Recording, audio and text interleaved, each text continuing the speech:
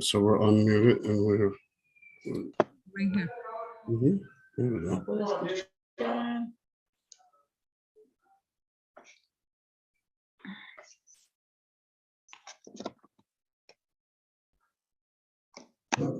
Automute.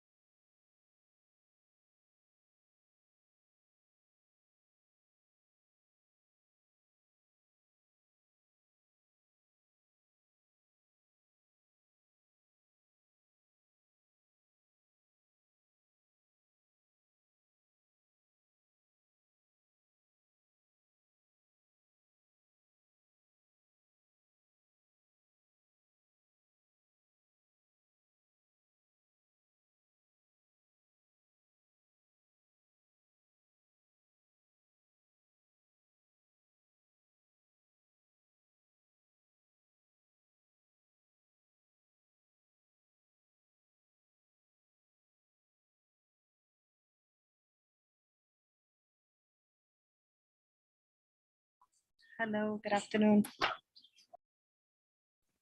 Hello, good afternoon. We are just waiting on our chair.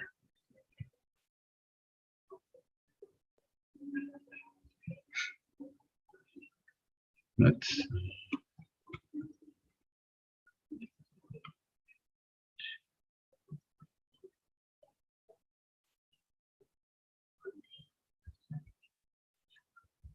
No, actually, our chair is here, but we still need quorum. So let us wait, give it a few more minutes. Thank you.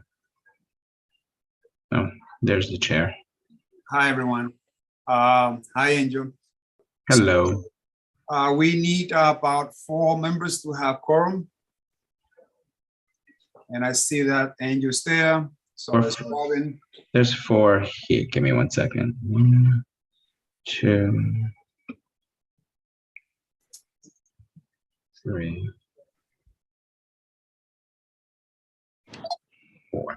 We currently have 4 members, and that's how many you believe you need for quorum, right? Because it's 7 of us in total. Yes, Mariel, as you know, has left CB12 and the committee as well. Besides you and myself, who else is here, Angel? So you have it's you, me, Robin, and Simari. Robin Cruz is on, Okay, I see Robin. and Simari as well. I see somebody as well. Hi, hello. This is Carl Unebu here. I'm a member, well, new member. I don't know if I'm. Oh, there we go. Carl. I don't know if I'm officially on the committee or not, but I got the invite today, so I suppose I guess I can count toward. Hi, Carl. Hi. We have not officially received an appointment letter to the committee. Okay. You are more than welcome. I'm sorry. You are more than welcome to be introduced later on. Once we start the meeting, I'll ask you to introduce yourself, and we'll take it from there. But just give us a couple of minutes. Can I ask you something? Should Yes. I even be here at all? Am I required to be here? Well, not, but if you would like to be part of the license committee, I highly recommend that you stay on board and see how this committee functions. And if Okay. it's something that you like, perhaps you should have this committee as one of your 2 favorite committees, and then you'll be appointed to the license committee by the chair of the board. Okay, I'll stay on. Thanks. Very well, thank you. Chanel, you emailed out an updated agenda, correct? Yes, I did. That was- Gallego to Seafood Corp. Withdrew. There you go. Okay. So it's either just so we're on the same page, because I know that's been an issue in the past with the agendas. Chanel sent over, what time is it? At 3:44 today, an updated agenda. So we have agenda item number 22, Gallego Seafood has withdrawn, correct? Yeah, exactly. But let's call this meeting to order at 6:35 p.m. on this Wednesday, June the 8th. I'm calling this meeting to order. My name is Isidro Medina, and I'm the chair of the license committee. And let's proceed with the proper protocol on how we're going to proceed with the meeting. First, I would like to introduce the committee members for license committee, starting with Angel. Angel, please introduce yourself. Sure. Welcome, everyone. My name is Angel Vasquez. I am the vice chair of the licensing committee. I have been on the committee since May 2020, and I reside in the lower part of the district in the of the board in the 160s. And I will send it over to Robin. Good evening, everybody. My name is Robin. Welcome. Simari. Good evening, everyone. Simari Hernandez. I'm a newer member. I'm glad to be here. Great. And if you see any other committee members joining us, please feel free to interrupt as they come in. But now I'd like to introduce Carl. Please introduce yourself to the rest of the members Carl, you have the floor. Hello? Yes. So yeah, I suppose you mean me. Yes. Okay.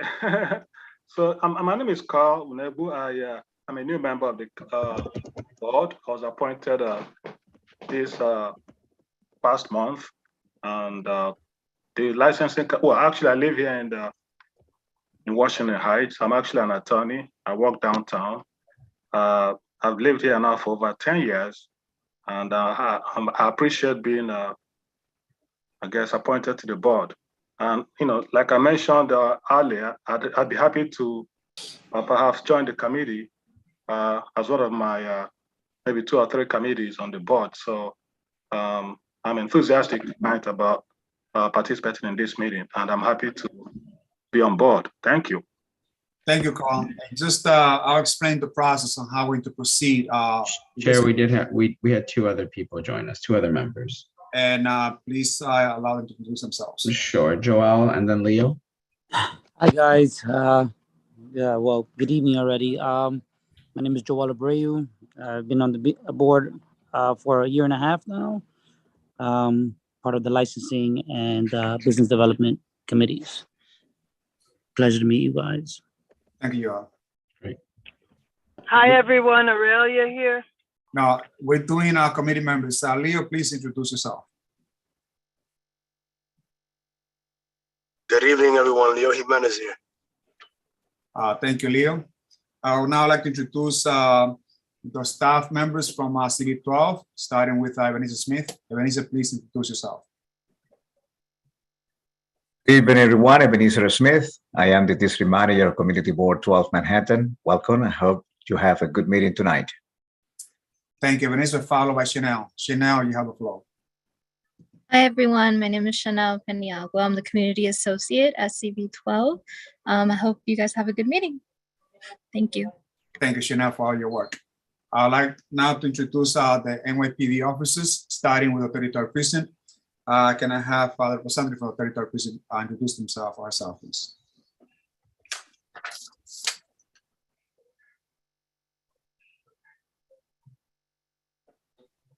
Probably come back to 33rd. Let's have members from 34th Precinct, which I don't see anyone. Chanel, did we send the agenda and the notice to both precincts? Yes. So I hope, do me a favor if you can, give them a call and see if they can join the meeting as soon as they can. Okay, one moment. Very well.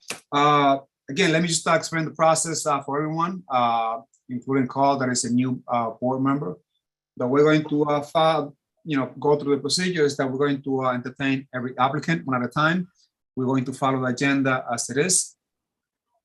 And once we listen to the merchant, we will listen to the opinion of 34th Precinct. We'll also entertain comments from other community members to see if there are any issues or compliments that they are going to be assigned to any particular merchants. Once we hear comments from the merchant, the NYPD, and residents, then the committee is going to hold session, have discussions, quite possibly, perhaps, ask for stipulations if required or needed, and then we'll vote. What we have here is just a recommendation that we're going to provide to the general board. The general board will meet on the 4th Tuesday of the month, and they'll be the one making the final decision on these applications. We clear on the process. Very well. Let me just explain something that it's been going on. As you probably know, committee members, we are getting tons of temporary requests for on-premise liquor licenses, and it's double the work now because usually we will meet, then the merchant will come back and they will apply for a temporary license.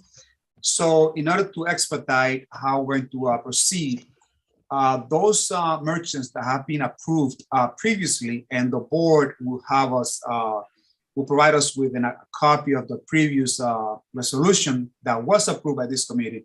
We will check on that resolution, check if the NYPD has any questions or residents have any questions. But if you have been previously approved, I would recommend the committee to proceed and vote in favor of it, unless there are some pending issues that might come, to light. Those temporary licenses that come in and are new, they have to go through a process of answering all the questions. Because even though it's temporary, we need to know what's going to happen with the temporary licenses. Jacob, I see that you also a board member, correct? Jacob Annis? Yes, that's correct. I'm also a new member. Please introduce yourself to the rest of the committee and the residents and merchants. Jacob. Thank you, Isidro. Hi everyone, Jacob Annis, a resident of 184th Street area, the recent appointee to Community Board 12, not currently on any committees, but we'll see. Angel, are we like, that'll be the only two members that we see, right? Board members that we know of. Let me do one round of check as you continue to run the meeting, and I'll come back to you. Thank you. So we will follow that process for temporary licenses. And the reason why we want to do this is that we want to push the agenda as fast as we can, but being transparent and consistent. Later on, this committee is going to be asked to provide recommendations on liquor stores. It's in the governor mind that all the new liquor stores have to get approval from the community boards or the local municipalities. So that's something that we should expect in the future. It is also recommended that off-premise liquor licenses or any place that will sell alcohol to be consumed outside of the property will also be referred to community boards. And that's on top of that we will quite possibly get the cannabis applications. And that's going to be a huge amount of requests that are going to come to licensing. So I'm trying to streamline the process, expedite the agenda at the same time, keep and ask the persistent questions that we should know from the applicants. So with the permission of the committee, I would like to, for you to be flexible with me. I'm going to try to cover as much as I can, but do interrupt if you see that I'm missing anything. Before I move on, I would like to know who's going to be the brave person to take on the task to write the minutes. I will write the resolutions. We have 26 resolutions. I'll take care of that. It'll be approximately maybe 20 pages long, but I'll take care of that. But I just need to have someone that can be brave enough and do the minutes so we can have those minutes ready for our board meeting, which is on the 4th Tuesday of the month. Vice Chair, if you can assist me with that, I'd be more than happy. I can help out with the minutes. I did them with Mario last month. Thank you, Simari. So Simari will take care of the minutes. And Angel, I recall that we're going to rotate on a monthly basis. So that is something that we are going to keep in mind, correct? That is correct. So I entice the rest of the committee members to please be on alert and ask Simari perhaps for a template or copy of the minutes so you can have an idea more or less how the minutes are written for this committee, the licensing committee. Any questions before we proceed? Now that we have that established, I'd like to introduce someone to the committee for a couple of minutes so that she can detail some of the resources that we have available for small businesses. As you probably know, I'm an advocate for small businesses. And oftentimes I know that a lot of our merchants, they lack accessibility to tangible resources. So I'm trying to connect resources from the community to our small businesses so that you all can survive and prosper. And on that note, I would like to introduce to you to Jasmine Lugo, who is the account manager for Workforce One. Jasmine, please introduce yourself and the many resources that Workforce has available for our small merchants. And perhaps, Chanel, there could be an opportunity for Jasmine to share her contact info with the rest of the merchants. Jasmine, the floor is yours. Thank you so much, Isidro. Good afternoon, everyone. I appreciate the support and the collaboration that you have. Thank you, Chanel, also to send me the link. I'm very happy to be in this meeting. So I'm an account manager for Washington Heights Workforce One Career Center. So what we do is we work together with the Small Business Services Department, and we actually assist the small businesses to acquire qualified candidates for the staffing, especially after the climate changes and pandemic is being very hard for business owners to get those qualified candidates back to the workforce. So that's exactly what we're doing. So the services that we have is we have free recruitment service. We pre-screen the candidates for you. So my part of the job is the direct communication with the employers. So Isidro has been a great supporter of this, and we have collaborated in other projects. So this is a great opportunity for you guys as employers to know what the services we offer, and that we are in completely disposition to help you out at no cost at all.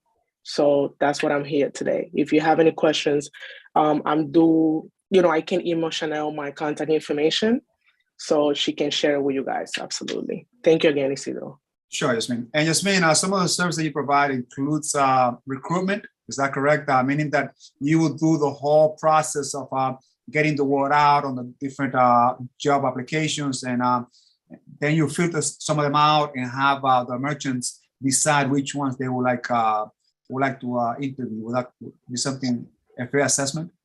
Yes, that's correct. So basically, I communicate with the employer, and they tell me the qualifications, what they're looking for in the candidates. So I go back to my recruitment team, and we actually act like meaning HR department. So we take that burden out of you guys' shoulders. So we pre-screen each candidate. So then we send you those candidates for you to proceed with the interview process. Then there are candidates that we are sure they are qualified. And from there, you decide if you're going to move forward or not with them. Absolutely. Thank you so much. So for anyone that is interested, please feel free to reach out to Chanel, and Chanel will share with you the contact info for Yasmin. Thank you so much, Yasmin. I'm looking forward to seeing you some other times. Thank you so much. Have a great one. Thank you so much. Chair, I didn't find any additional board members, but wanted to bring it to your attention that we do have somebody who can provide translation services if that's needed. I know we usually allow for that person to introduce themselves. So. Yes. So please, whoever's doing the translating services, perhaps it's Nelly, please introduce yourself and ask the applicants if they do have any questions to raise their hands, and then you'll be able to translate directly what other issues might be. So who is doing translating services again? This is Susie Bueno. Good evening. Hi, Susie. Please ask or let the audience know, if they do have some questions, to feel free to raise their hands, and then perhaps you can do the translation. Si alguna persona necesita servicios de interpretación, por favor levante la mano, nos deja saber para yo poder interpretarle. Gracias. Si tienen alguna pregunta. I see Lugos Lab Corp has raised their hand. Lugos, is this something relevant to the process, or is relevant to the questions that you might have relating to the application? No, I think he was raising his hand for translation services. Usted levantó la mano para que le interprete. Sí, cuando me toque intervenir, yo quisiera que me ayude con la traducción, por favor. Yes, when it's my turn, then I would like to see if you can help me with the translation, please. Very well. And Lugo, I believe this is agenda 26. item number 6. 26. 26. So give us some minutes. Also note for small businesses, perhaps maybe around September, October, I'm going to bring someone from the DA's office so that the issue of our commercial larceny be addressed. I'm the co-chair of the Manhattan-wide Small Business Alliance for the DA's office. And we meet regularly to make sure that we address this very issue that's affecting our small businesses. And it will be nice for them to come in and let you know about, how to proceed in making sure that this issue is addressed. So that'll be later on, sometime in October. even September. Let me work that out. I see two hands. Aurelia, you have your hand up? Sorry, I missed the Aurelia link because I'm a new member. My name is Roemi. I'm sorry, who are you? Roemi Rincon. I'm a new member. You are new member for CB12? Yeah, for the restaurant. I didn't get your name completely. I apologize. Roemi Rincon. Noemi Rincon. Welcome. Roemi. Roeli. Welcome, Roeli. Hi, this is Aurelia. I represent Cocina Nina. So I think, is Noemi up right now? I don't think her application is up. No, for no, it's not up yet. I see that Okay. Sabores de mi Tierra, you have your hand up. What is Her, it all about? Roeli, your hand is up. We're asking, can you put your hand down? That's what it is. There you go. Thank you. Sabor de mi Tierra, what is the question that you have?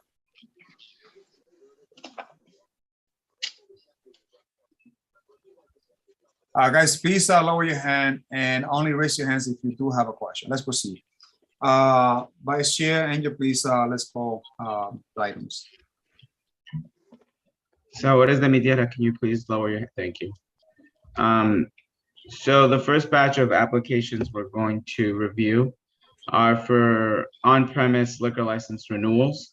The first one is Morelia Mexican Restaurant, doing business as Made in Mexico, located at 3950 10th Avenue, stored number 2 at the corner of West 211th Street. Do we have a representative for Morelia Mexican Restaurant, Inc.?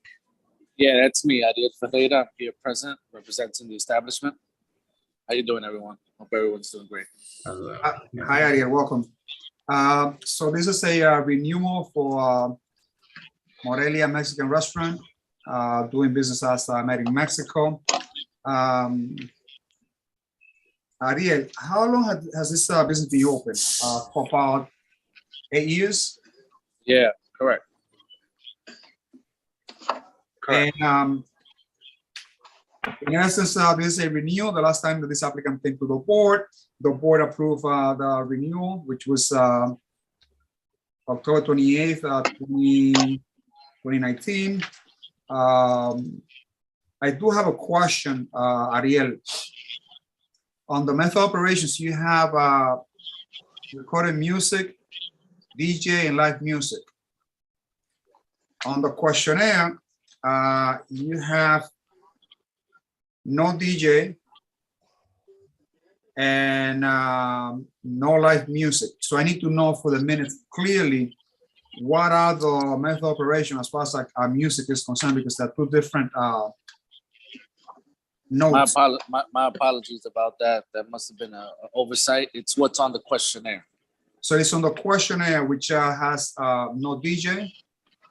Correct. It does have recorded music.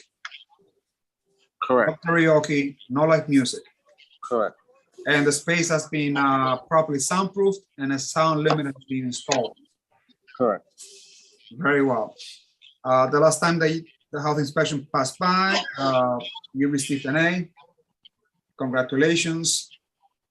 The public sign has been posted as is required by CB12. Also, a copy of the floor plan has been submitted along with the menu, so everything is in order. I know that the president is not here yet. Do I have any comments from our residents? Seeing none, committee members, do you have any comments? I know this place, this establishment is great, but we don't have the input of 34th precinct. And on that note, if there are no issues, I would like to call this matter to a vote. Oh wait, I'm sorry, Isidro, the 34th precinct is on. 34th precinct, can you please introduce yourself to the rest of the members? Hello, everyone. Officer Aim from the 3-4. Sorry for my tardiness. Officer Aim, we just started the meeting and we are entertaining agenda item number 1, which is Made in Mexico. And we review some of the method operations. And in essence, the last time that I came to the office, to the board, this board approved the request of a renewal. and they received an A on the last health inspection. The hours of operations, they close at 12:30 a.m. on a daily basis, which Ariel, on the last resolution that we sent to the SLA, we have different closing hours.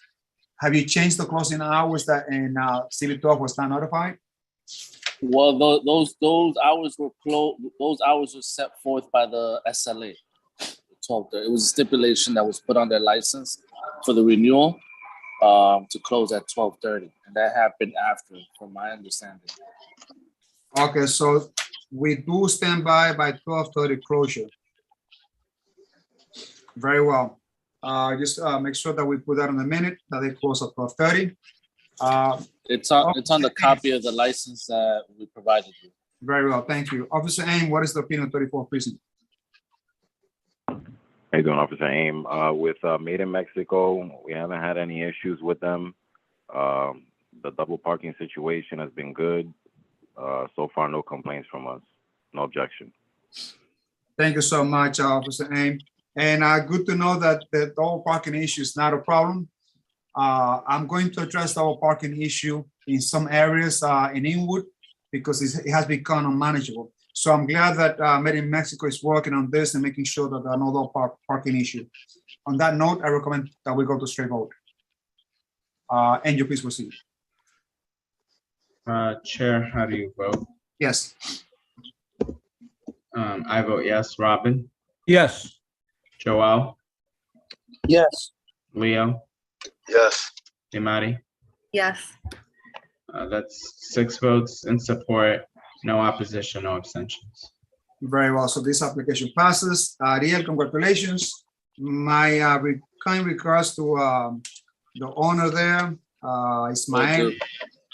Let him know that we are doing well, and we hope that he prospers under the new restriction for the hours. Will do. Thank you so much. Enjoy your summer. I know this is your last meeting before the summer, so enjoy the rest of your summer, everyone. Thank you so much. Take care. Have a good night. Let's move to the next one, please. Second application, also seeking a renewal of their on-premise liquor licenses, La Casa del Mofongo Inc., located at 1451 St. Nicholas Avenue at the corner of West 183rd Street. Do we have a representative from La Casa del Mofongo Inc.? Yes.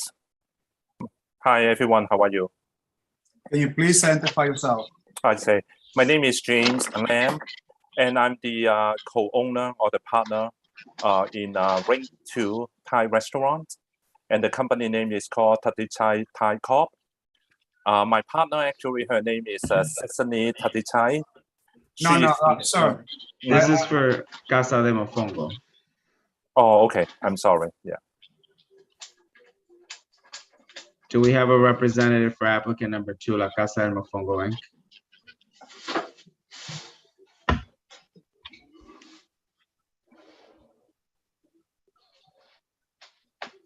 So we have no representative from La Casa del Mofongo. This is a renewal request. And based on the application that we received, the information from CB12, there are some health issues here that need to be addressed. On the last health inspection that this operator got, they had a pending grade because of many violations that have been going on since December, January, April, and May. They have gotten points off due to live roaches present in food facility, amongst many others. This is very concerning. They also proposed that on the questionnaire that there are no on-premise liquor licenses in the area. That is not true. I can count at least 2 in the area. So these are issues that I do have a problem with. And also, there is an SLA fine of $15,000. We don't know what was the problem. We don't know the details. And we would have liked to have someone here from La Casa Mofongo to address these questions. Also, as far as like the method of operation, they're not congruent with what they have on the questionnaire and on the application that they submitted to SLA. First, let me hear the opinion of 34th Precinct, Officer Aim.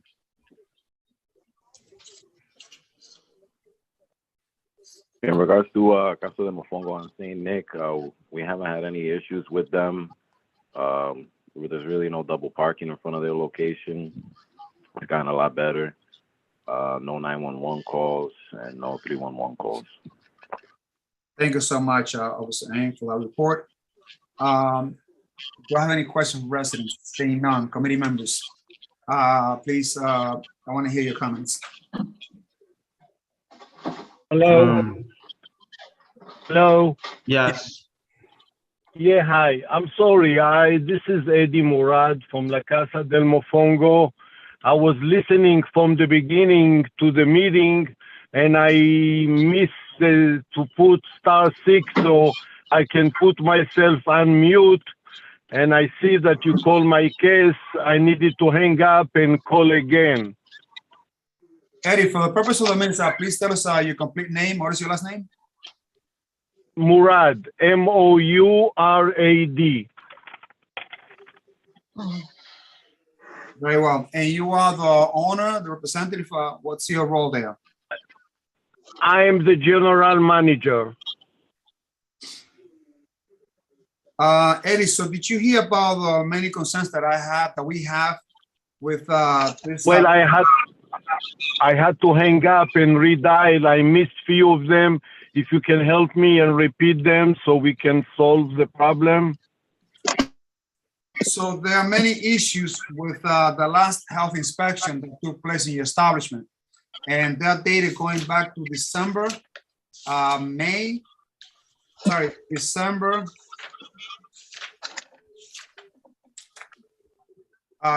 What's the issue, sir? You had violations that include, please just excuse me, and then you have your time that you can answer these questions. Have issues with, let me know when you finish. Sure. Yes, go ahead, sir. So you had issues starting in December, January, April, and May, which includes live roaches present in food areas, including not proper sanitation in the utensil area. And you also have the facility is not vermin proof. And you have gotten a lot of points off in sanitation and health inspection. If you don't pass that, I wonder what's going on with your alcohol. I know this area well. I used to go there a lot, but I don't go there that often now because the food is not that great. I don't know what's going on with the food handling there. The food is just horrible. Go ahead. Well, I'm surprised to hear that, sir. You know, we've been serving food for the last 17 years. We're known as a very nice and clean family restaurant. I don't recall really any complaints about our food. Yes, we had a small problem with some roaches because what happened, the restaurant in the corner used to be Lucky 7. They've been closed for so long, and a lot of stuff coming from there to our area. We request very nicely from the owner of the building to make sure to clean all the stuff that's in there. They are working on it. We clean ourselves from A to Z. I know that we had an inspection, we did not pass, but now we are 100% okay, clear. And I'm surprised that you're telling me about the food, that you don't like it, because I really don't recall ever we had a problem with our food over there. It's a family restaurant. We're serving very good food, and we're trying to be in business like anybody else. Well, it's not just me. I live in the area, and I know many residents that don't visit your place because the food doesn't taste that great. And also based on the health inspection that you have gotten business from, you have been getting violations consistently. Well, it's only the first time. I don't know why you say consistently. This is the first time that we had this problem for the last couple of years. December 17th, 2019, January 16, 2020, April 22nd, 2022, May 4th, 2022. These are the times that the health inspections has passed by and have found out many problems with your area. But we still have the A on the window. We are still okay. It's not that many problems. If you can read the report, you can see it's small issues that every restaurant that's open, you know, and serving so much food have those small issues. It's not really, I don't think it's a major issue what we had. You have a great pending. This is what we got from the Community Board 12. I know it's a little bit broad, yes, but it has great pending, meaning that there are issues with yes, handling. On that yes, note, but this is it's gonna be solved probably the next time, you know, when we're gonna go to have the inspection. I'm sure they're gonna reinstate us the A and we're gonna be okay. But you tell me that you have an A, so now it's going to be reinstated to an A? No, I'm saying with we have the A, yes, we have the A. But the last time when they did the inspection, we had few points and a few things over there. We correct everything from A to Z. We had our own inspector coming and inspect the place, and they came the second time and they saw that everything was okay from Board of Health. And Joel, I'll get back to you in a minute. You also received a $15,000 fine from the SLA. Can you please tell us what was that about? Say it again, I'm sorry, I didn't understand the question. You received a fine from the SLA of $15,000. Can you please tell us what that is all about? That was on the pandemic time when we had the COVID-19. We have serving outside food only, and they saw one of the worker having the mask on her mouth, not cover all the face. And that's why the inspector decided, you know, to revoke the license for a couple of weeks, and we had to pay this fine to solve the problem. And another question that I have is has to do with the hours of operations. The one that you included recently indicates that you close at 12 a.m. and 2 a.m., whereas previously you were closing at 4 o'clock in the morning. Yes.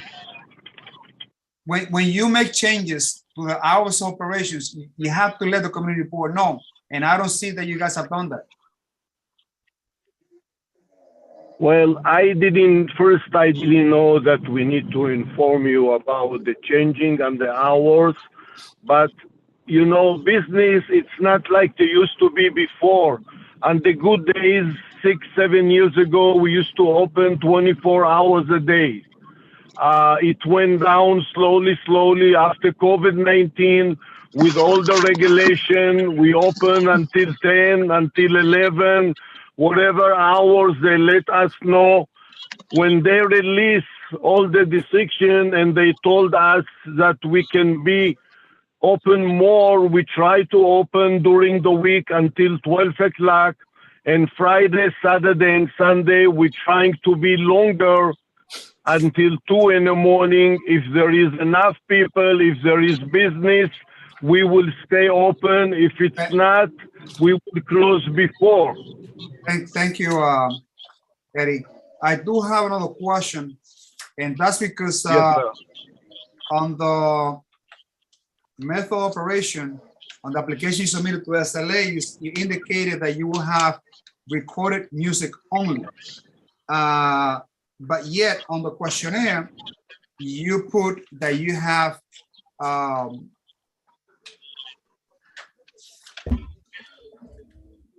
DJ, karaoke.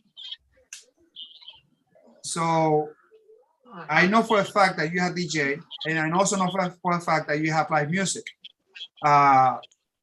So which one do you have? Because this is a complete mess, and I don't know under which method of operation you are operating. Okay, during the week, we have only recorded music. On Monday and Tuesday night, we try to build the business a little better and to bring karaoke for a couple of hours. During Friday, Saturday, and Sunday, we have also a DJ.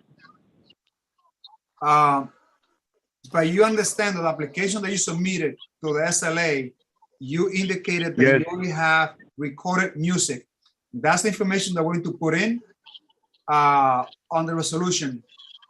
If the SLA comes in and finds live music, which I know you have, and DJ, which I know you have, that'll be a problem. But that's up to you. Very well. No, we have a DJ. We do have a DJ. Over the weekend, we do have a DJ. We have it for the last 17 years. We are not hiding anything. The only thing that we stopped.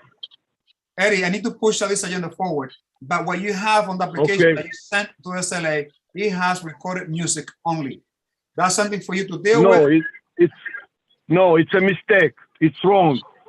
It's a mistake. It's wrong. So check I the don't want to application. lie. I want to say the truth. No, maybe you're right. Maybe it's there. I don't have it in front of me, and maybe you're right. But what I'm saying, we having music, recording music during the week.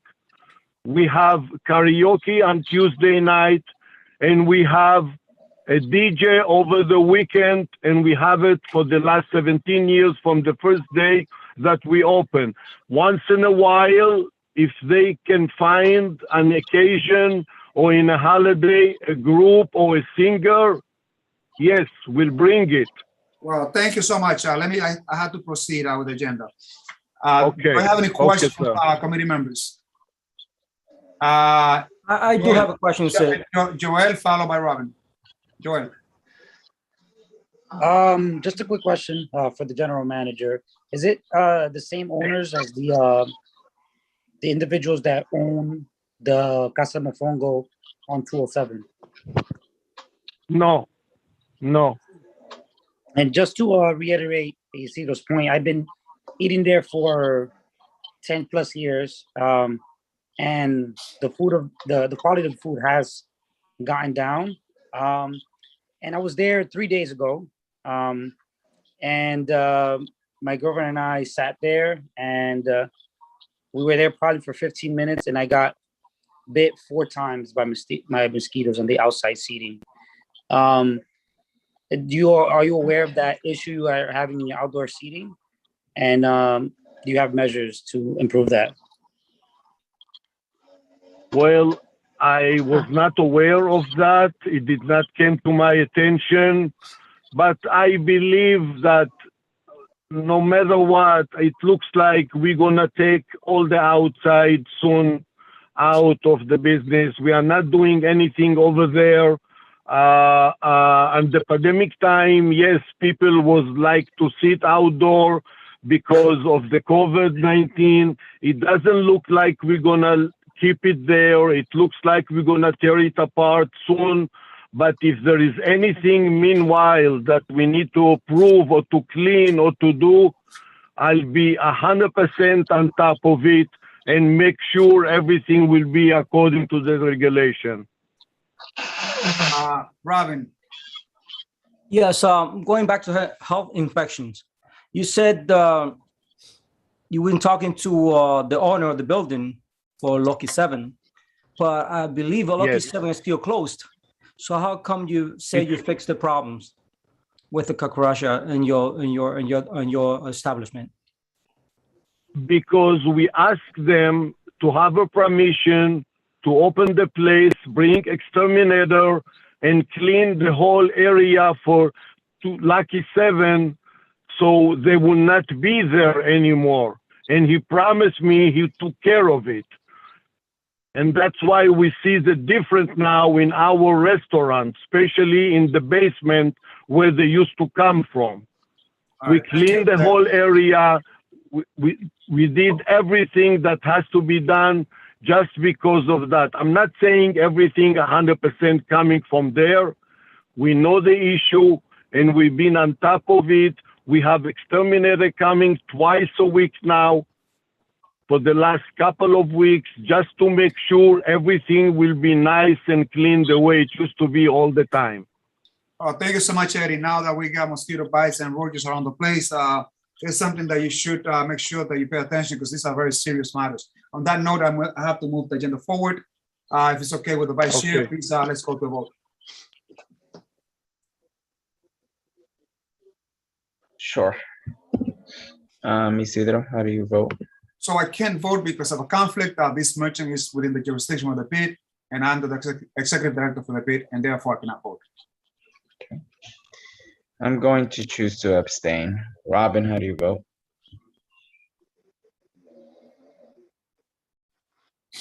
Robin? No.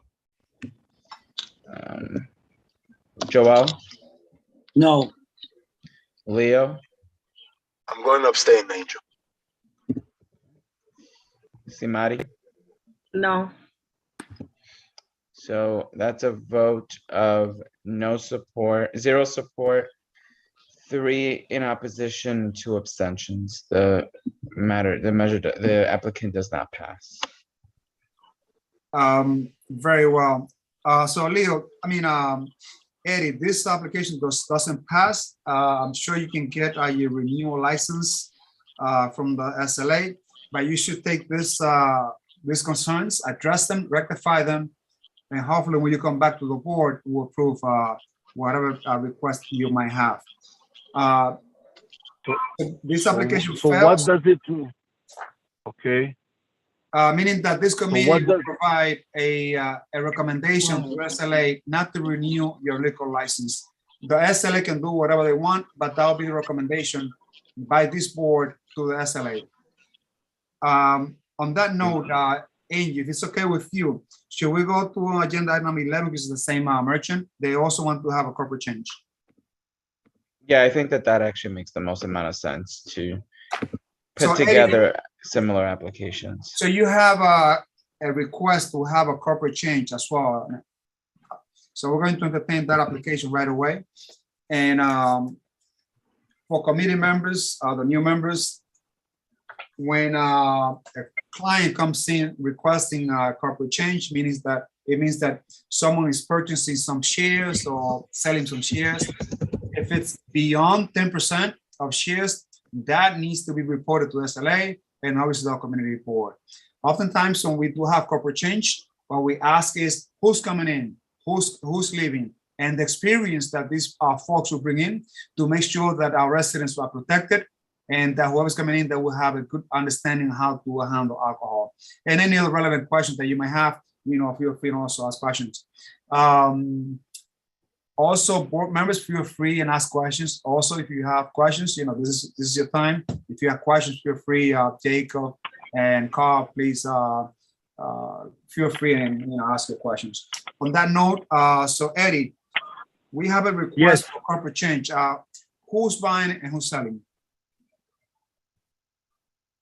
Mr. Felix Cabrera and his wife, Miosoti Cabrera. She owns 49% of the business, and I believe that she decided to give her half to her husband, Mr. Felix Cabrera. So the wife is giving, so they both combined have 49%, correct? They are both combined 40, no. Mrs. Cabrera, Miosoti Cabrera, owns 49% of La Casa del Mofongo. And the way I understood, she's transferring her share to her husband, Mr. Felix Cabrera.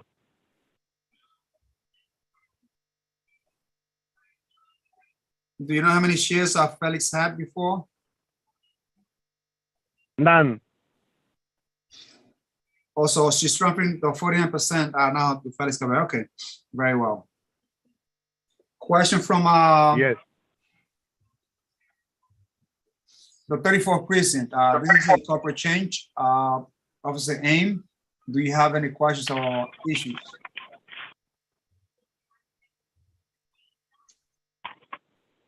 This is No, a preview. no questions from the 34th.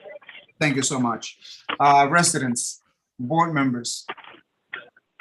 I do have a question. I had a question.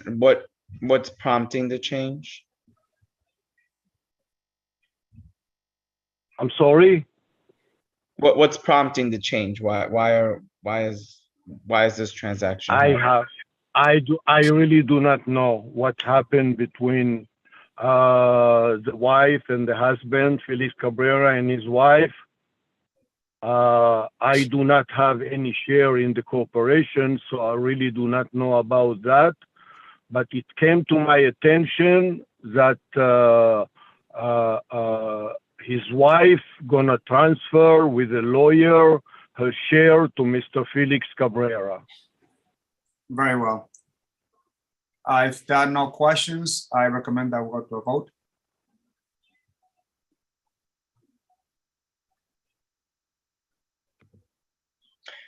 Okay, Isidro, how do you vote?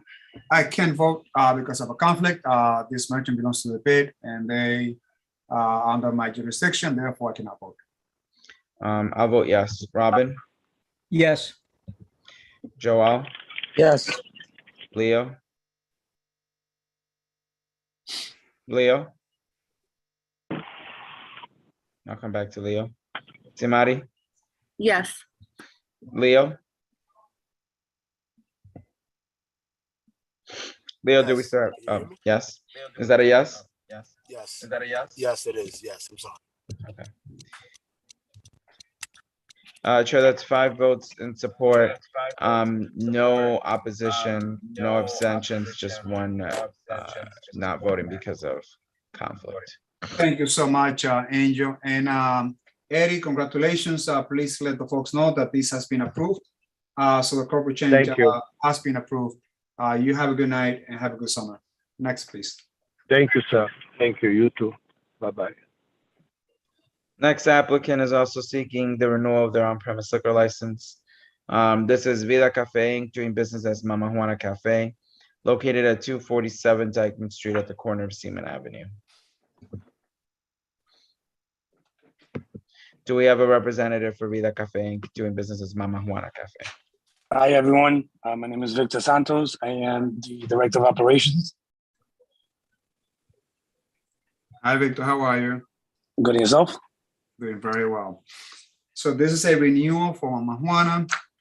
And based on the documents that we received from CB12, this is a complete application with a copy of the public sign that was posted, a copy of the license. Questionnaire has been fully answered. The last house inspection, they received the P.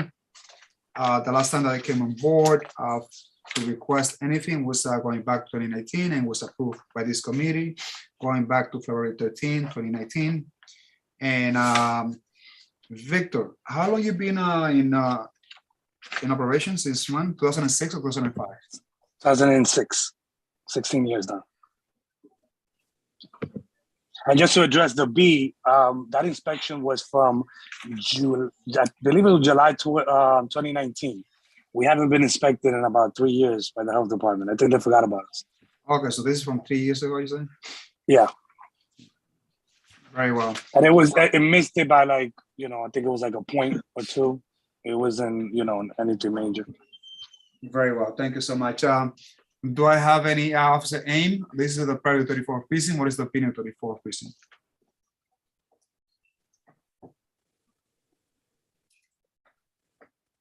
In regards to Mama, we haven't had any issues inside the location, no 911 calls, no 311 calls actually either. So they're doing a good job in that respect. So that's all I got. Thank you so much, Officer Aim. Something that Officer Aim, perhaps that the 34th And I brought that up to, I believe, to the attention of the council meeting when they last met at the precinct. And that's that, there is a small group of individuals that do hang out in front of Pate Palo, Seawalk, and also Mama Juana. And they seem to own the sidewalk, creating lots of noise pollution to our residents. And oftentimes, those complaints get placed to a restaurant unfairly, in a very unfairly way. So I'm going to see perhaps with the DA's office, now that I belong to this Small Business Alliance, to see if we can have a task force to deal with these problems. Because you know what? At the very end, the small business get blamed for all these problems that are going on Dyckman. On that note, do I have any questions from residents? Committee members, board members? Yes, Officer. Yes, no, we're aware of those group of individuals in front of the location. We know them very well. And I always make sure that any 311s coming from a location, I always check the 311 to make sure to see where exactly it's coming from. So that there are 311s at that location. Yes, thank you so much, Officer. There are 311s. I'm sorry, there are 311s coming from that location, but not from the restaurant. It's from those individuals outside. So we're big right now on noise, problems in the precinct. So we are summoning those people, but that has nothing to do with the business. So I just left it out. Very well. Thank you so much, Officer. If there are no opposition from committee members, I like for us to go to straight vote. Angel, please proceed. Sure. Isidro, how do you vote? Yes. I vote yes. Robin? Yes. Joel? Yes. Leo? Yes. Simari? Yes.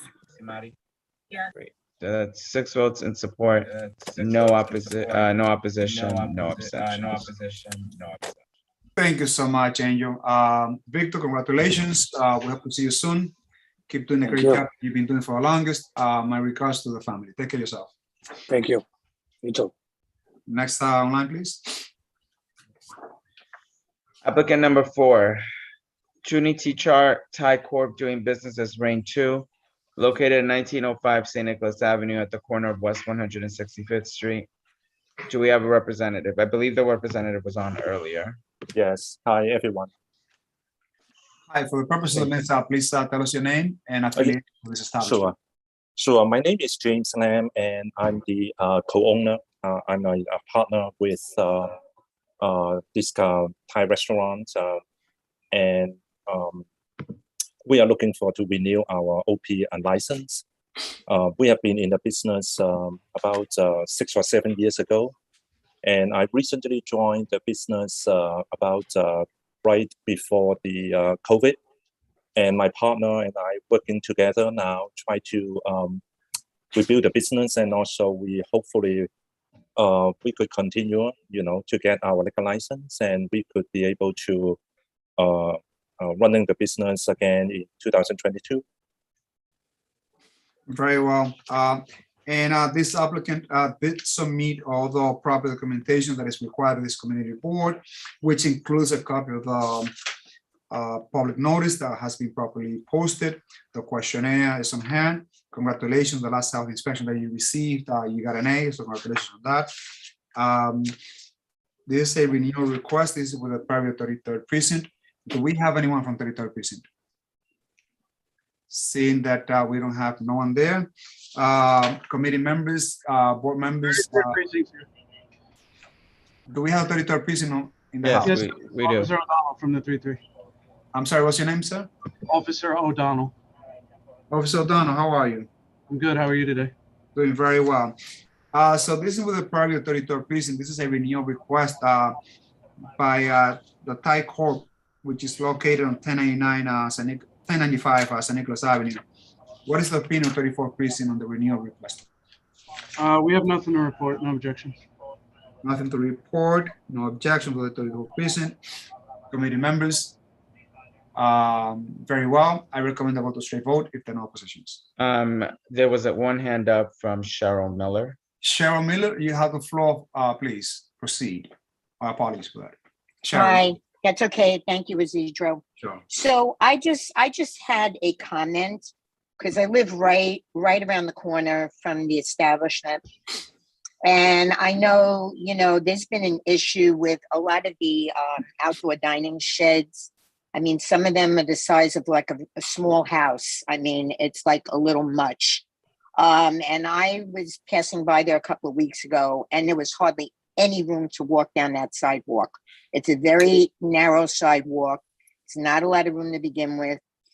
It was like two people couldn't even walk together at the same time. It was like everybody had to walk like single file, because right where the restaurant is, there looked like there was some work being done. So it was a very, very small space to walk through on the sidewalk. And, I'm always thinking about people that are disabled, people that are in wheelchairs, people that, elderly people walking with walkers.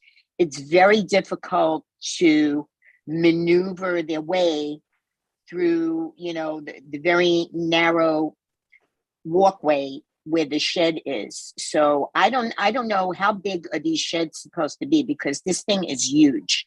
I mean, I couldn't believe the size of this. So I just, wanted to mention that, and I don't know why you have such a big shed like that. Yeah, I think this also happening many restaurants. In the beginning we had the COVID time, and we joined the open dining. We got approved, of course, and we decided to build this dining outside area. Of course, we are based on the spec from the Department of Transportation, the DOT. I believe they did come in one time to inspect it, but they didn't really put down any recommendation. But I understand the sidewalk may be narrow. I will promise to alternate that to not making the sidewalk narrow, because this box actually is only for the summertime. The winter time we have no one really sitting there. So I apologize if there has any inconvenience for the neighbor, but we will make sure we correct that. And thanks for your recommendation. So Rain. Thank you, sir. Thank you. And thank you, Cheryl. I have not seen your establishment. The outside dining area, does it go over the sidewalk or stays on the curb? This much, I believe, is in the on the curve over there. Okay, so that'll be the regulation that it cannot exceed towards the sidewalk. Correct. But, yes. But I see from here from Cheryl that the sidewalk is very narrow. Very well. Committee members. This is Angel. I also live pretty close by, and I would echo Cheryl's sentiments there. The size of the structure outside is just very overwhelmingly large for that sidewalk. So if any work can be done to reduce the amount of space that it's occupying, that would be helpful and appreciated. Yeah, I will. Yeah, no problem. Okay. What will you do to rectify this problem that has been now brought up by a committee member and also resident, Rain? DOT is going to send out the new regulations for outside dining or permanent restaurant. So be on the lookout so that you will comply with these regulations and would not interfere with pedestrian traffic. Yeah, So absolutely. I highly recommend that you reach out to DOT to make sure that you get all the regulations that are in place so that you will not get any fines in the future as well.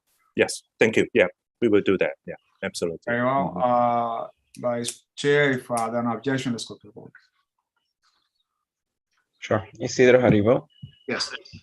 I vote yes. Robin? Yes. Joel? Yes.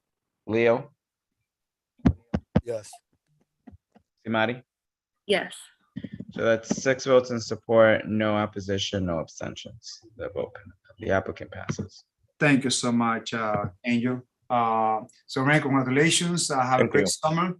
And I hope that you keep prospering and do take care of yourself and your family. Be well. Okay, thank you so much, everyone. Thank you. Have a good night. Next one, please. Sure. Next we have J&J and Diana Inc. doing business as Viva Mexican Cuisine, located at 1577 St. Nicholas Avenue, store number 4 at the corner of West 189th Street.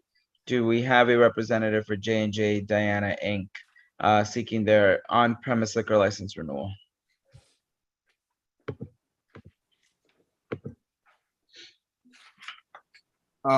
This operator did send all the required information, which included a copy of the posting questionnaire. The last time that they came to the board, they had an A, so no health issues there.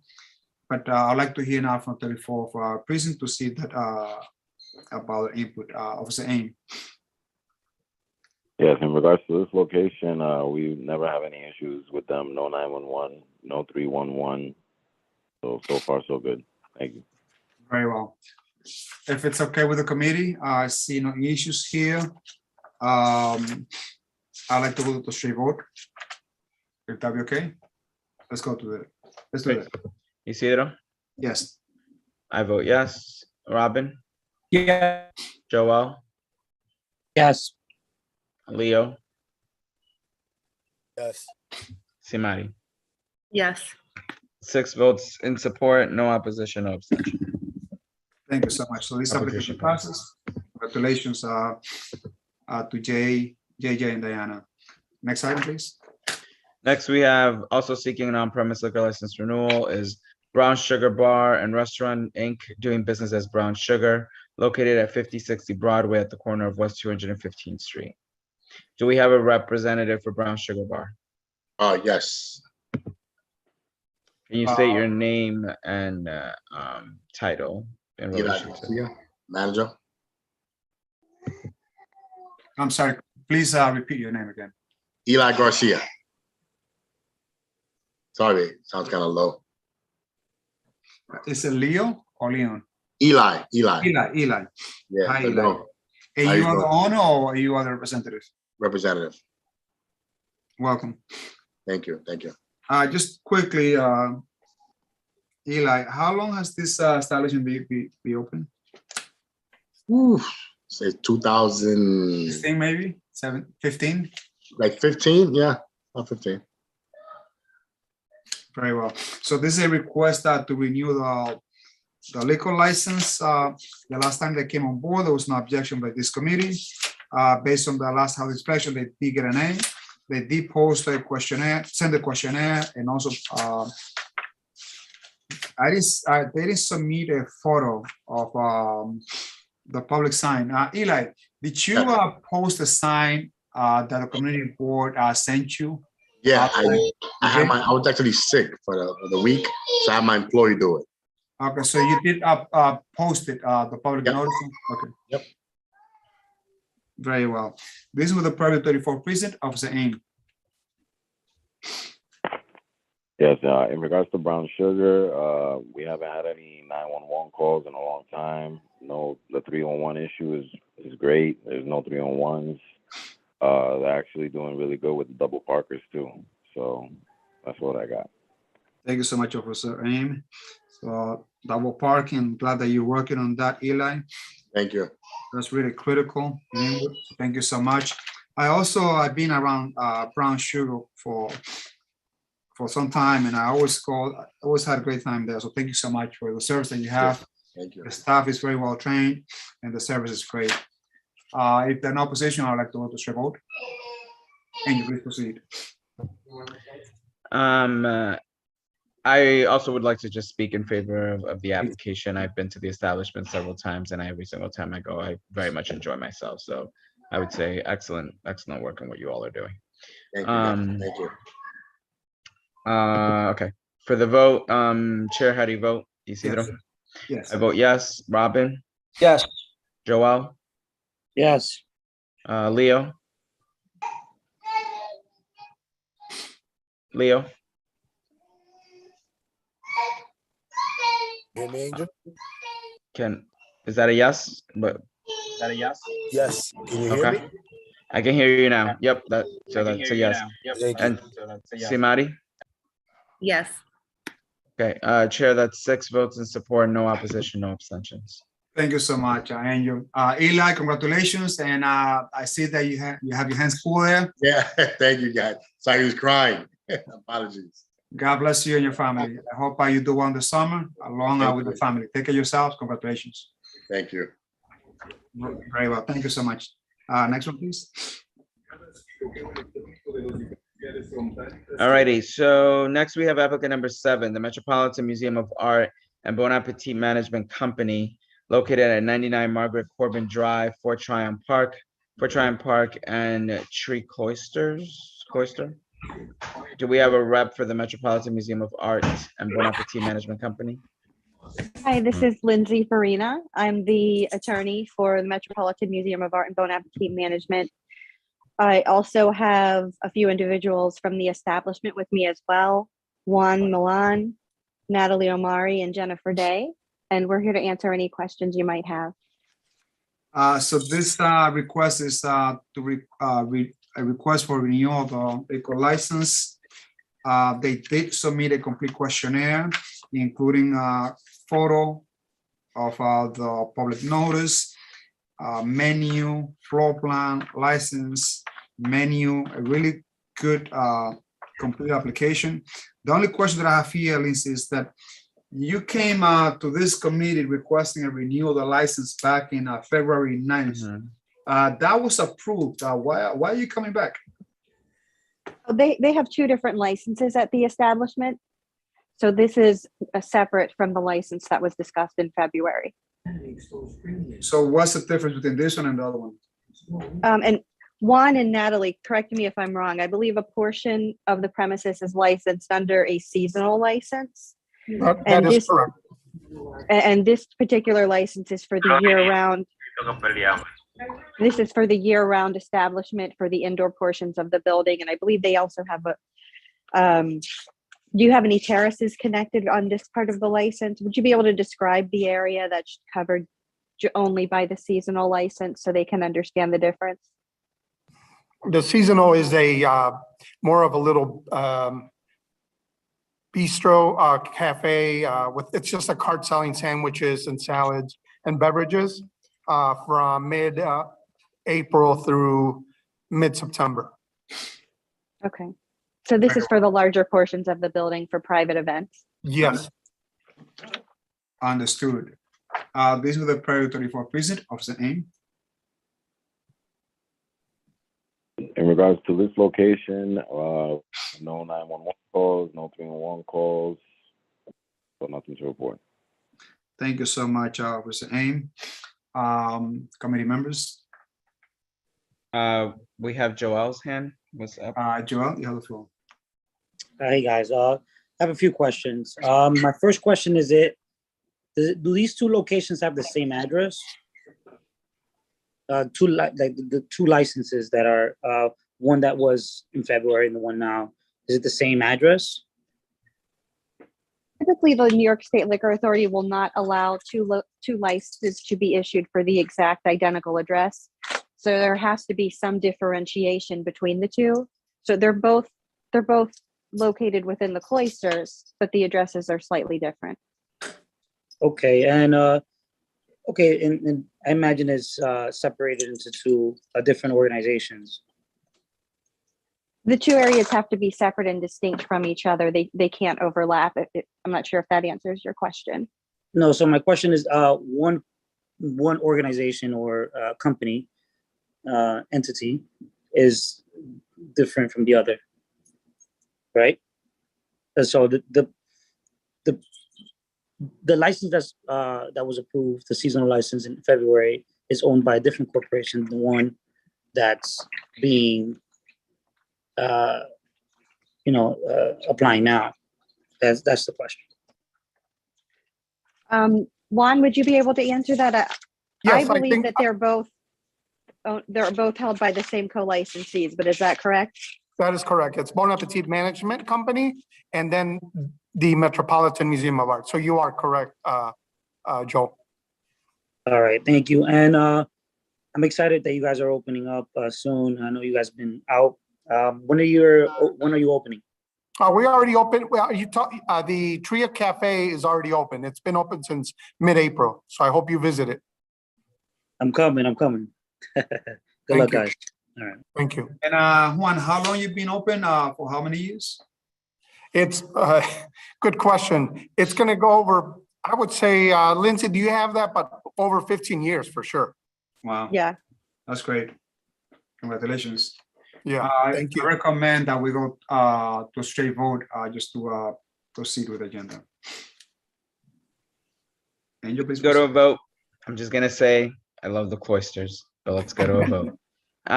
Isidro, how do you vote? Yes. I vote yes. Robin, how do you vote? Yes. Joel? Yes. Leo? Yes. Simari? Yes. Chair, that's 6 votes in support, no opposition, no abstentions. Thank you so much. And Juan and Lindsay, congratulations. Thank you. Thank you very much. Have a good night, everyone. And thank you Bye-bye. for the establishment that you have. It's a great and beautiful establishment, great service as well. So thank Much you. appreciated. Thank you. Thank you for being great in the neighborhood. Yes, we'll keep it that way. Next one, please. Next we have applicant number 8. This is Mexican Bistro Corp. doing business as La Catrina, located at 3803 10th Avenue between West 203rd and West 204th Streets. Do we have a representative for Mexican Bistro Corp? Yes, we do. Good evening, committee. Miguel Acosta. I have Mr. Manuel Toribio is also on the call. Here to renew this license. How's everybody doing? Doing very well. So this is a request for a renewal. The last time that I came on board, it was actually rejected. That goes back to October 2019. And that's because they were requested to bring some sound limiter, purchase a sound limiter.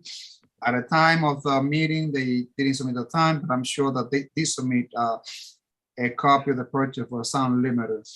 I do have some questions, Miguel. Sure. This place opened up in last year, right? Yes, that's correct. Or 2, maybe 3 years ago. I'm not sure now. No, this actually opened, it was 2019, right before. 2019, I think so, yeah. I'm sorry, Acosta, that's incorrect. We didn't start operation till I'm sorry. How you doing, Isidro? Angel Tejada. I'm the assistant manager for La Catrina. We didn't start operation until we opened May 4th, 2021. The restaurant right now has been open a year and 2 months. Okay. Sorry. I dropped by this place for the first time, maybe I went there like maybe 4 months ago. And I had like really great service, great food, but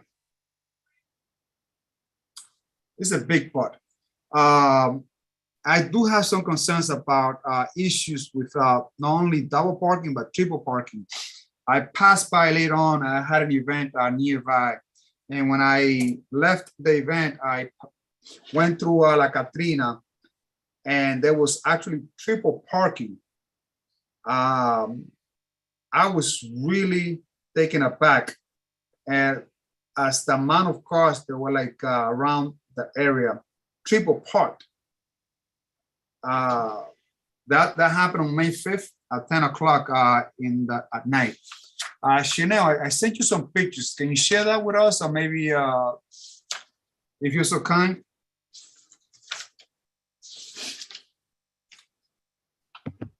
Look at that. Look at that road. So you have like 3 rows of cars right in front of La Catrina. Angel. It was completely unexpected.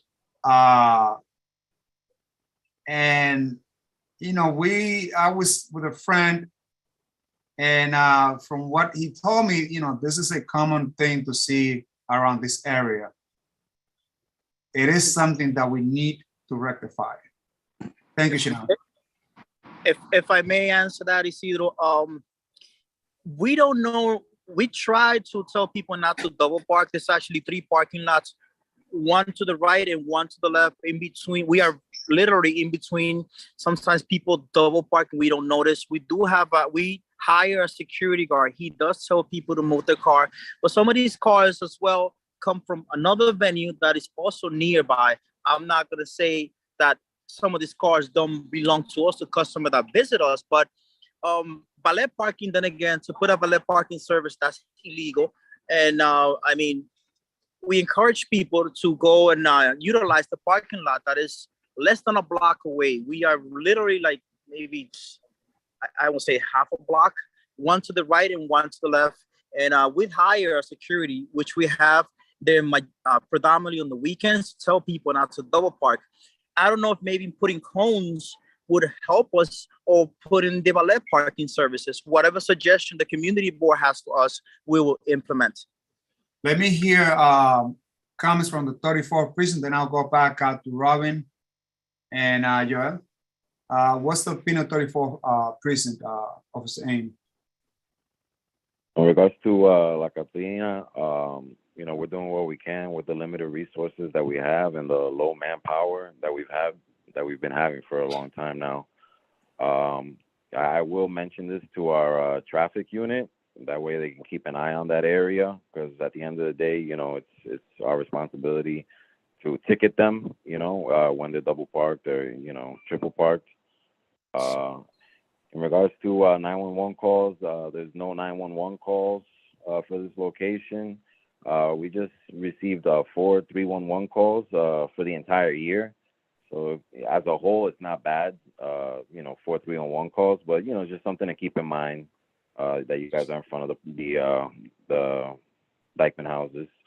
So, you know, just something to keep in mind. Thank you. Thank you so much, Officer Aim.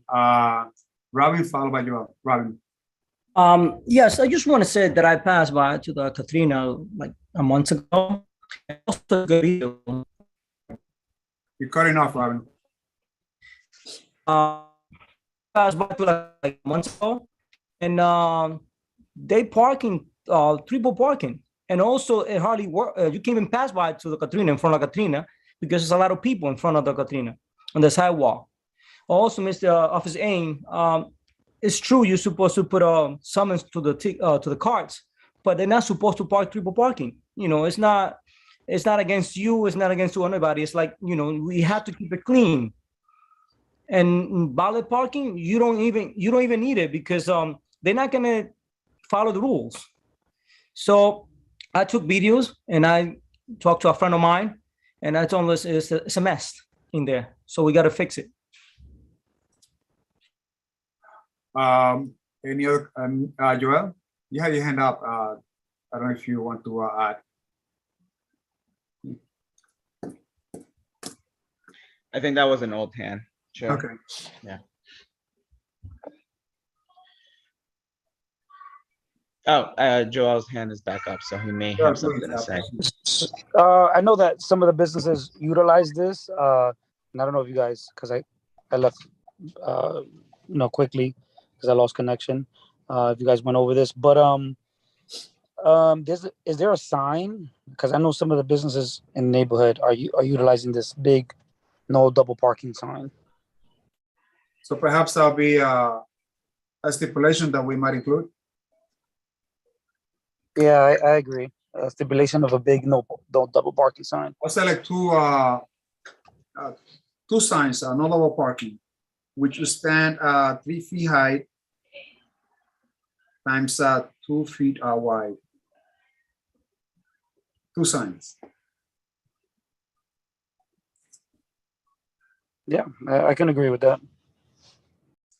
All right.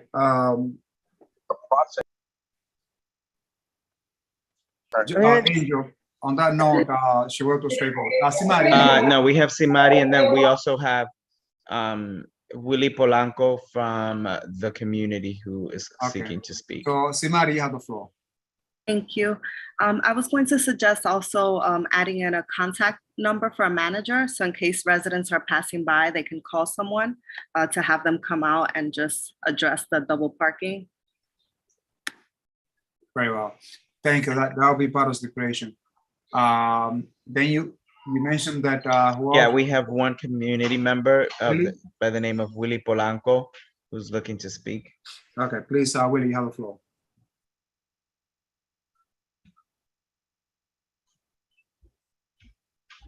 Hi, everybody. Thank you to be in this meeting today. I have a question just for confirm. Somebody say that it was double parking. I just want to say as a part of the community, not all the time double parking is a fail for the restaurants. So you guys need to understand that double parking, not all the time has to be with the restaurant, especially that location. Remember, we have a park in front of them. So let's be fair. Sometimes the park can bring people and have the car in double park. I live around there. I just want to everybody be fair. We need to understand the community in different way. And one of that is not triple park is over problem from the restaurants. Just only want to say, thank you. Thank you, Willie. But when I did pass by, there was no games at the park. It was at 10 o'clock at night. And it was very clear that the many cars that were triple parked had to do something either with La Catrina or some of the restaurants that are in the area. So we had to curtail this problem because in case of an emergency, God forbid, the NYPD and the fire departments have to have direct access to wherever the emergency might be. So we'll take that into account. On that note, I recommend that we go to a vote. Chair, how do you vote? I'm going to abstain. I'm gonna vote yes. Robin, how do you vote? No. Joel, how do you vote? Yes, with the stipulation. Okay. Leo, how do you vote? Yes, and I agree with the double parking stipulation and the manager's contact information. Stip. Mari, how do you vote? Yes. So you have 4 votes in favor, 1 opposition, and 1 abstention. The application passes. Passes with 2 steps. So, Miguel, please be sure that the double parking signs are drawn and displayed at the establishment of the sidewalk to make sure that there will be no double parking in front of La Catrina, along with a phone number, someone is in charge, as she might indicate, in case there are some emergencies, someone can have direct contact to whoever is managing the place at that time. So a phone number has to be properly displayed in the front of the establishment in case there are any issues. And Understood. I'll definitely get the picture of that and send it before the general meeting. Thank you. Thank you so much. Let's move forward. Thank you so much. Thank you, Isidro. Thank you, members of the board. Thank you. I'm sorry to interrupt, Isidro. This is the interpreter. I just wanted to know, we're having bad storms and I'm cutting off, so I just didn't know how far the other person or the person that I need to interpret for, because I'm cutting off. We're having bad storms and I'm afraid that I'm going to be, So Susie, I'm expecting this to be maybe I'll say like an hour at least for him to come on board. Oh, wow. Okay. But if he needs, just let him know that if he needs assistance, in case that you drop off, someone will be able to translate for him. Okay, very well. I'll let him know Okay, now thank so you, that he would not be worried. Y señor, sí, señor, que necesita la interpretación. Yo, como estamos teniendo tormentas bastante fuertes, parece que la conexión mía está mala. En caso de que no esté yo, va a haber servicio de interpretación para usted cuando le toque a usted el turno. Okay? I hope he heard. Yeah, I'm not sure if he's there. He's on. Oh, okay. That's for Muy bien. Lugos Lab Corp. He's on. Yeah. Please ask him Okay, if he understood what you said, because I don't think that he... ¿Entendió usted lo que yo dije, señor?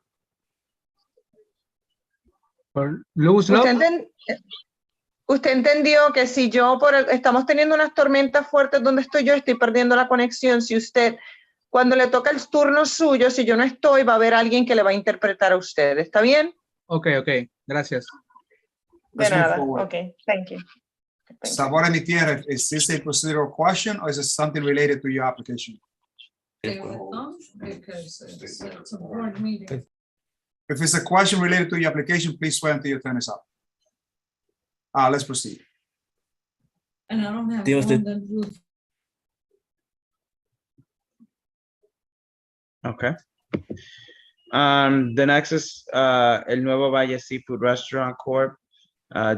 Located at 231 Sherman Avenue at the corner of West 207th Street, and they're seeking the renewal of their restaurant wine license. Do we have a representative for El Nuevo Valle Seafood Restaurant Corp?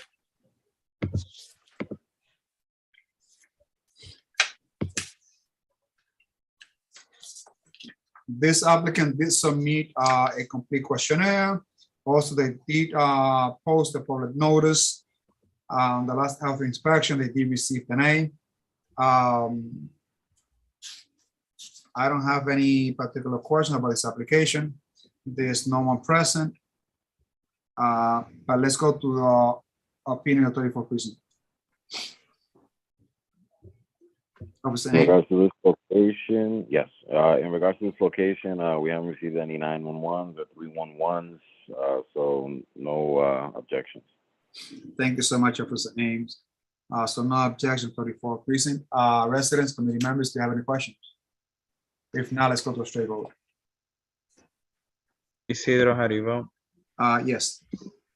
I vote yes. Robin? Yes. Joel? Yes. Leo?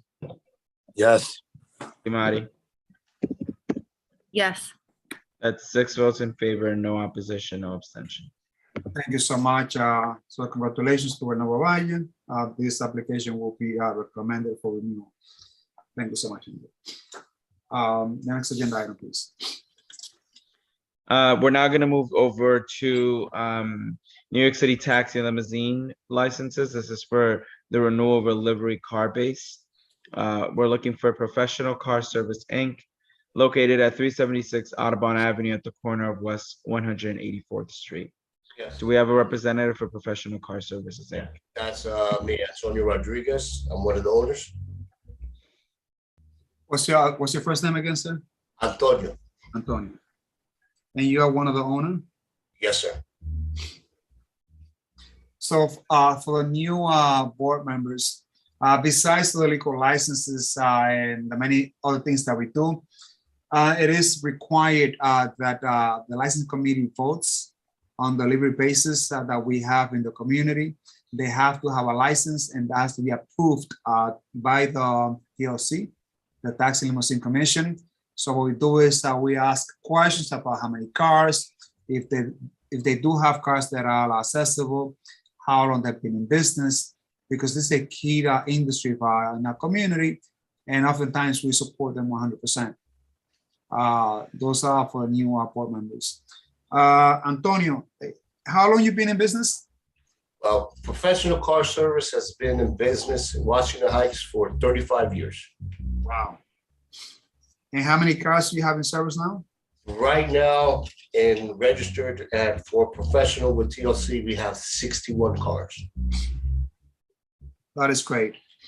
Do you have any cars that are accessible, available to our community? Right now, we have two green street hail vehicles that are our vans that are equipped for wheelchair accessible. And then in addition to that, we also have a contract with Uber where if we cannot accommodate a wheelchair accessible vehicle, we have an agreement with Uber where we could connect the client with a wheelchair accessible car from Uber. Very well. What's your cross street? It's 376 Audubon. That's 184th Street. Oh, 184. Huh. Yeah, right down the block from Yeshiva University. I pass by consistently by your place. I'm happy that you've been there for 35 years, and I hope that you stay for another 45. I wish I can. It's getting kind of hard. The rent's killing me right now. I can imagine. Yeah. But, And then all of a sudden, I don't know if anyone from the board knows about, for instance, I was aware that Washington Heights, our area before, was considered a economically disadvantaged area. And it was part of like a hub where the business owners weren't paying real estate taxes. Dígame. I'm not sure if that's still in effect, but right now, all of a sudden, my landlord started to charge me $500 additional every month now for real estate, where for the past 20 years, we've been in this location. We've never been charged real estate tax. Yeah, so from my job that pays my rent, if you need assistance in getting like a new space, feel free and let us know from the community board. I'll give you my contact info, and however I can assist to finding you perhaps a new place, feel free and reach out. But property taxes are usually handed down to the tenants. It's a common practice. Right. But I'm aware that there was some type of a stipulation before about the area. So I don't, like I said, I'm not sure if it's still in effect or not. So I'm actually trying to find out. Okay, so this is with the Prairie 34 Prison. Officer Aim, any comments?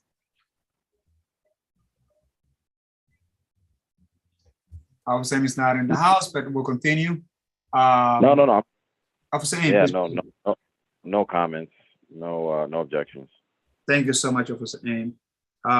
Committee members, if not, I recommend that we go to straight vote. Joel, you do have a question. I just want to give my kudos to professional. My dad drove there for, currently still driving there for 30 years. You're a staple in the community. So my hat's off to you. Thank you. Thank you so much, Joel. Great job, Antonio.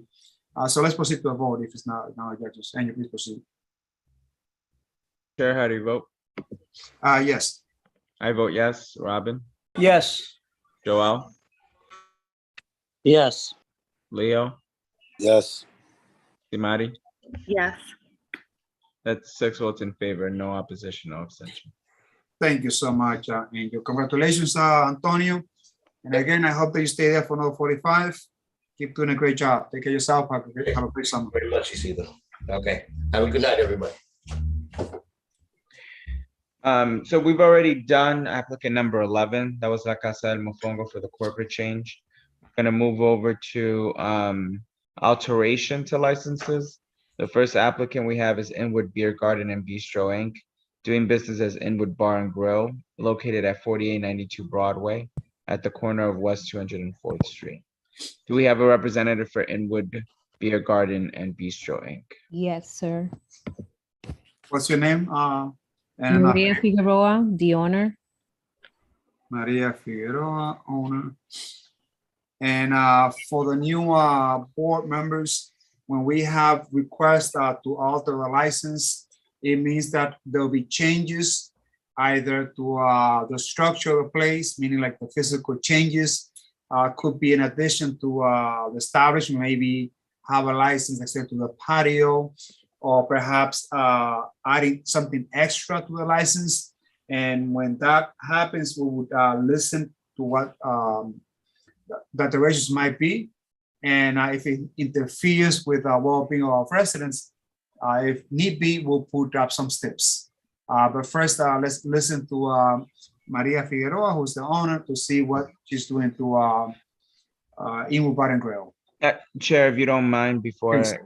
we give the owner the opportunity, just to make sure, to clarify, the alterations need to be above a certain dollar amount, correct? In order for it to be processed through this committee, Correct. 10,000, right? $10,000. Yeah, so applicants that are making alterations that are less than 10,000 don't have to come, $10,000 to their establishment don't have to come before the board, the committee and the board, but alterations above $10,000 must come before the board.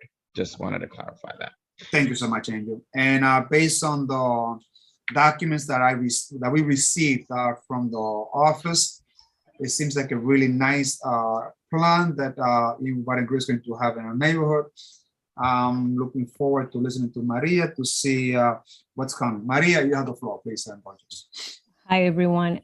Yes, this application was previously approved, but I couldn't do it because it was during the COVID.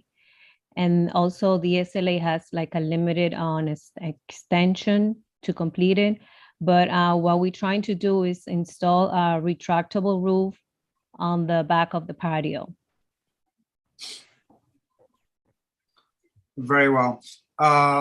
Maria, I understand that you did have some neighbors that were interfering with the operation of your business by even at times posting nude, and your clientele was exposed to that.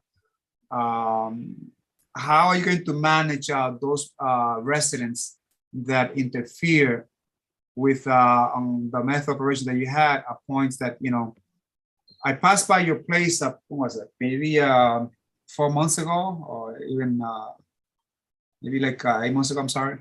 And it looked great, but now you want to enclose it in crystal, right? And then they can also open up as a butterfly, right? Is that correct?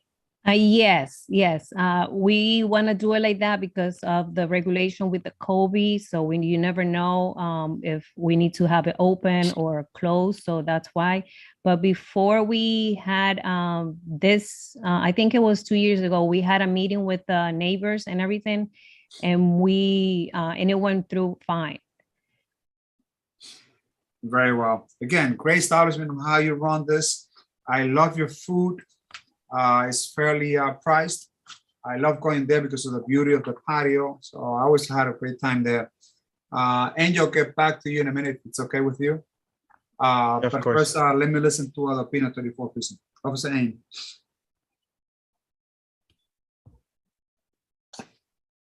Yes, in regard to Inwood Beer and Garden, we haven't received any 911 calls at that location. Just one noise complaint in the entire year. So just, something to keep in mind. And, we're working as best as we can with the double parkers and the bus stop. If there's anything they could do, we'd appreciate it. But we know it's our responsibility to ticket those who are double parked.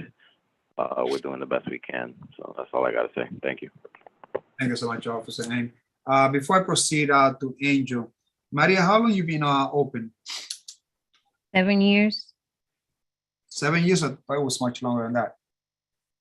No, for Inwood Bar and Grill, 7 years. Oh, okay. 2015. And how many tables and seats are you going to have outdoor? For the outdoor,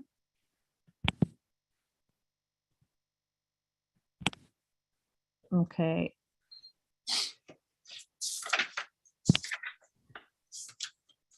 Okay, let me see. For the outdoor will be 41 tables and 100 chairs. Very well. Angel, you have the floor. I was curious to learn a little bit more about the $2,000 fines from the SLA and what are they associated with? Or what is the fine associated with? From what I can recall, it was like a long time ago, like 4 years or 5 years ago, and it was different fine. I think one that I can remember, the fire extinguisher was on the floor. So it's not recent. No, it's not Okay. recent. It's This like is 6 year or 5 years ago. Historical. Yeah. Okay. Yeah. Thank you. I do believe that you run a very good establishment, and I enjoy, visiting and frequenting the place. Thank you too. Yeah, it's good to hear that. I love the place. Thank you, guys. Anybody else? If not, I recommend that we go to straight vote with one step. And there'll be two signs of no double parking that should be placed outside of the establishment to alleviate the congestion problem outside. Maria, would that be okay? Yeah, that would be good. But remember that we also have the PJ next door, and sometimes they double park. I was just about to say that. Yeah. they double park, triple park, and sometimes we cannot help it. We also have the space from the next door, the gas station, that we offer parking there, and we pretty much are helping out with that problem. I know that's a big problem with DJ. It's a big problem. So Maria, those signs have to be 3 feet high and 2 feet wide, 3 feet high, so that we're visible for our residents and making sure that they would not double park. Okay, in front of the restaurant? Yes, please. Okay, no problem. With that, let's go to a straight vote with one step in place. Isidro, how do you vote? Yes. I vote yes. Robin? Yes. Joel? Yes. Leo? Yes. Simari? Yes. Okay, that's 6 votes in favor, no opposition or abstention. Thank you so much, Angel. Maria, congratulations. I hope to see this new sign. And when I get there, probably see if you're there, so have a chat. Thank you so much. Congratulations. Thank you so much. Thank you, Guy, and God bless you all. Thank you. Next one, please. Applicant number 13 is also seeking an alteration. This is 4060 Broadway Restaurant, Inc., doing business as Aqua Marina. Guys, please submit yourselves. Thank you.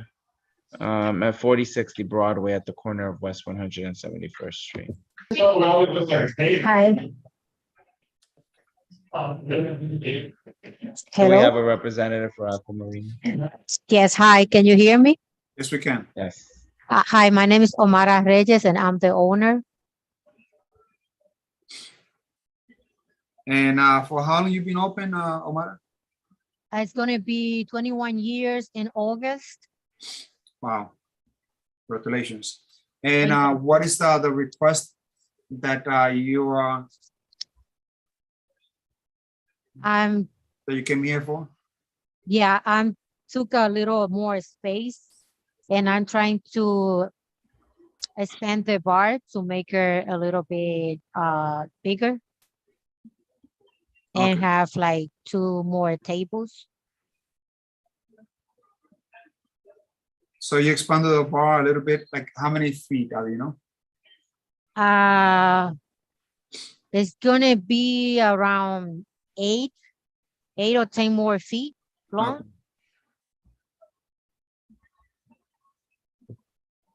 Very well. So again, the ask here is to expand the bar and to add a couple of tables. It's a wonderful place. I've been there many times. Thank you. They did submit a complete questionnaire, a copy of the public notice. The last time that they were inspected, they received an A. This is with the private territory prison. What's the opinion of the territory prison, Officer O'Donnell? We have nothing to report and no objections. So nothing to report, no objection from the 33rd. Very well. Residents, community members, if it's clear, let's go to straight vote. Isidro, how do you vote? Yes. I vote yes. Robin? Yes. Joel? Yes. Leo? Yes. And Simari? Yes.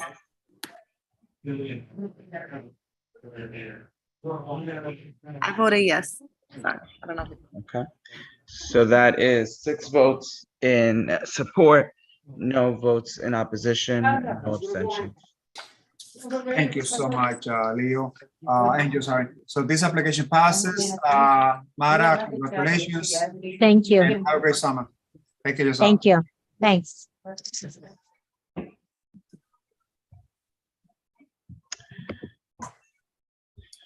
If we're ready to move on to the next applicant. Yes, please. Okay, so the next applicant is seeking a change to the method of operation. This is applicant number 14, Canto Euro Caribbean Cuisine Corp., doing business at Sea Walk Restaurant, located at 261, 267 Dyckman Street, at the corner of Payson Avenue. Do we have a representative for Contour Euro Caribbean Cuisine Corp? Good evening, everyone. Aurelia Tavares, representative for Seawalk Restaurant. I'm here with the applicant, Hi, how are you? Gregorio Gonzalez. He needs to turn off his phone. We're asking for a change in method for the hours of operation for Seawalk Restaurant. We've been open for about 4 years. He closed now because he has an electrical problem. We should have, I think it's solved now. And we want to open for the 24th, and we'd like to open with some extended hours. You know that restaurants are trying to recover right now, and we're trying to really give them an opportunity to flourish. As you know, since there's a direct correlation between the closures of restaurants and the crime rate.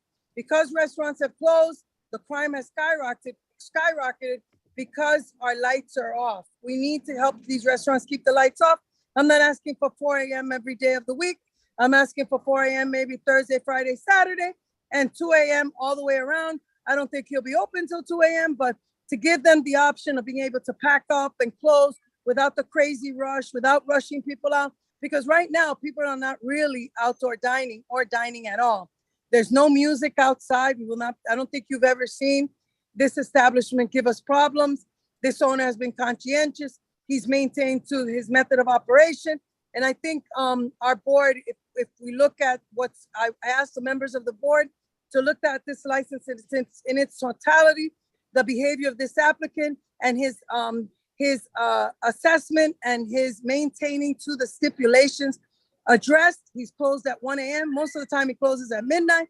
He's asking for these extended hours should the opportunity present itself, that he be available to take that baby shower, to take that birthday party, and to be able to actually make a little bit of money in the summer. But again, post-COVID, we are not seeing the patronage that we're expecting restaurants to see right now. And it's getting a little scary for our restaurant owners. Thank you. So for new board members, when we have applicants that are requesting to change the method of operation, this has to be, but not limited to change the hours of operations, to add perhaps a DJ, perhaps like music. So all of that comes under the umbrella of changes to the method of operation. This time they're requesting to expand the hours that were previously assigned. And for clarity, Aurelia, you're asking for 4 a.m. closure 7 days a week. Is that the case? Yes or no? No, I'm asking for 4 a.m. closing from Thursday to Saturday, and 2 a.m. closing. Thursday through, just give me 1 second, so I have to write this down. Thursday through Saturday until 4 a.m. Yes, and 2 a.m. the rest of the days of the week. If you want 1 a.m., we'll stick to our 1 a.m. closing on Sundays. I don't think that even that has ever troubled the residents in the area. So Thursday through Saturday until 4 a.m. Sundays until 1 a.m. And then the rest of the week is until when? 2 a.m. closing, correct. 2 a.m. Very well.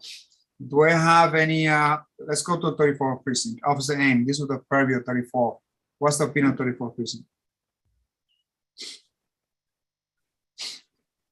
In regards to Seawalk, we haven't had any 911 calls, no 311 calls. We've had no issues with the location, no objection.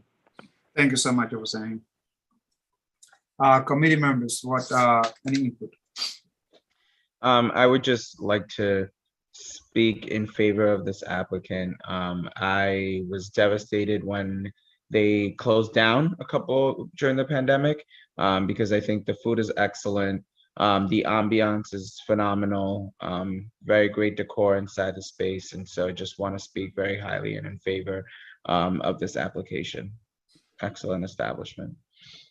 When are you guys opening? Joe, it seemed like they wanted to open. We're opening on the 24th. Of June or July? June. Okay. Yeah, we are. Joel. That's it? That is Yeah, that was it. Okay, so I've also been a lot when this place was open. They open up to a lot of community events. We schedule there some of our networking events. The owner, Gregorio, was always open, always flexible, always understanding. So I'm really happy that he's going to open up pretty soon. The food there, I can tell you, is actually truly authentic Peruvian food. Something that I was expecting for a long time. And I'm very disappointed that all the places that claim to be Peruvian are not actually Peruvian. But Gregorio, congratulations on your food. It's a great food.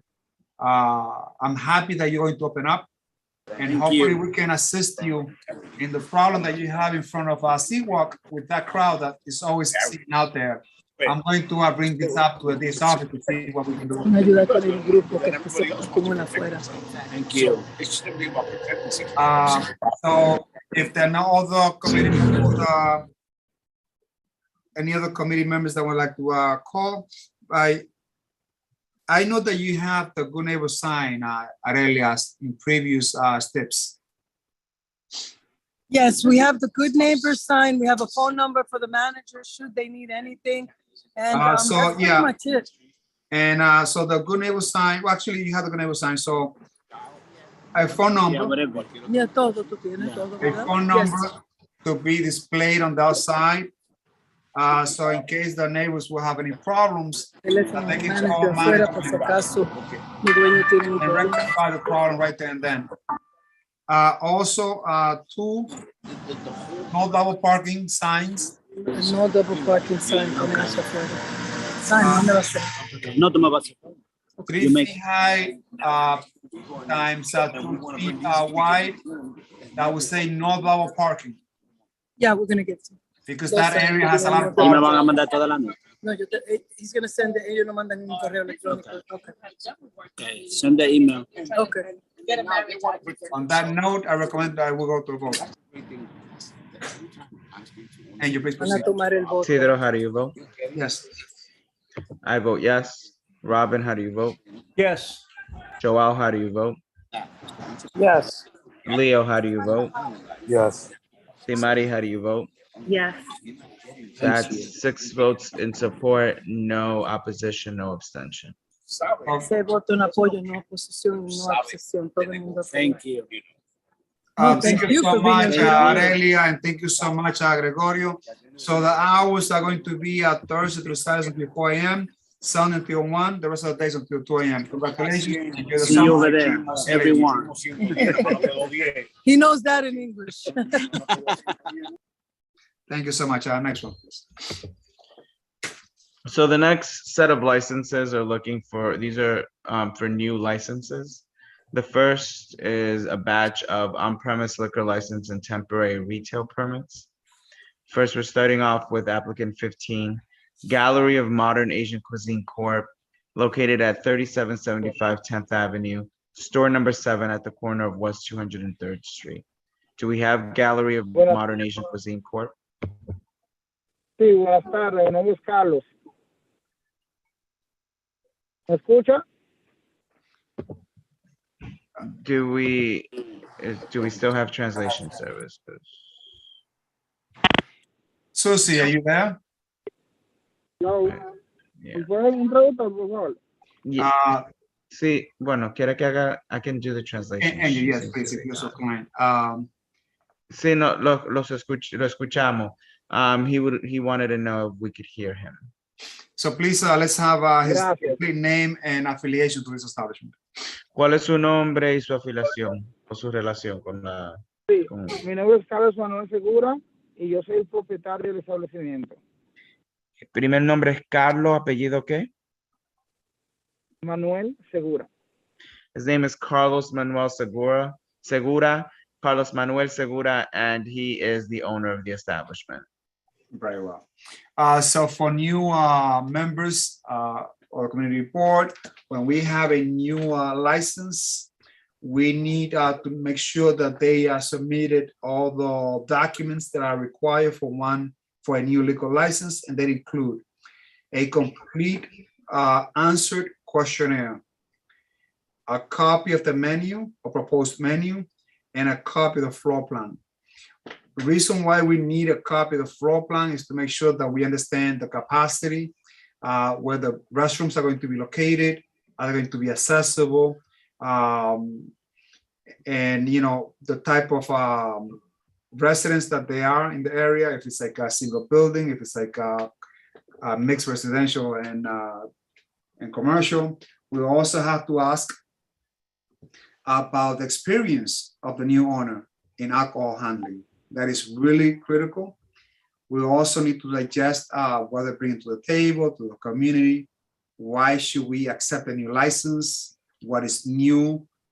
Because if it's something that is sitting in the community, then we not need to have duplicity of same cuisines.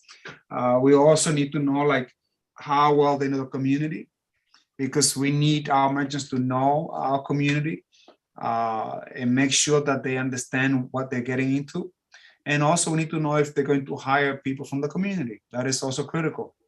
And these are type of questions that you can feel free and ask during the process. And then what we'll do is that we'll go through the specifics of the license. The prison will listen to it, you as well, and then you can raise whatever questions you might have. So let's go through the specifics. First, this is a new full liquor license, and the establishment has a capacity of 75. They're going to have 10 employees. They're going to have 18 tables, 19 chairs. The place has been, the hours of operation, I'm sorry, includes on a daily basis from 2 a.m. to 4 a.m. on a daily basis. Usually these type of hours, we would really need to see why they want to close so late every single day. Take into account, where the establishment is at, the residents and all of that. We see that they are going to get DJs. They're requesting karaoke, live music.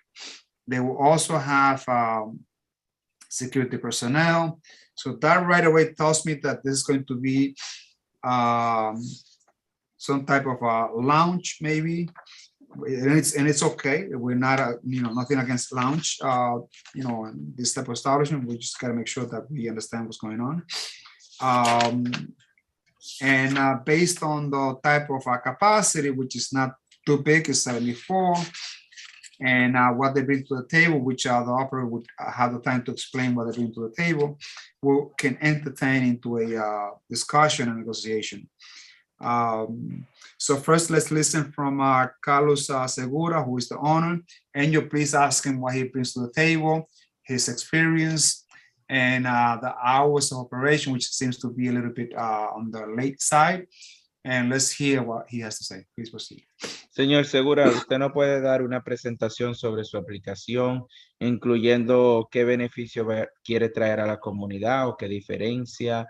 Explicarnos exactamente el tipo de establecimiento que usted quiere tener y operar, y también explicarnos el por qué el deseo de poder cerrar hasta las 4 de la mañana todos los días.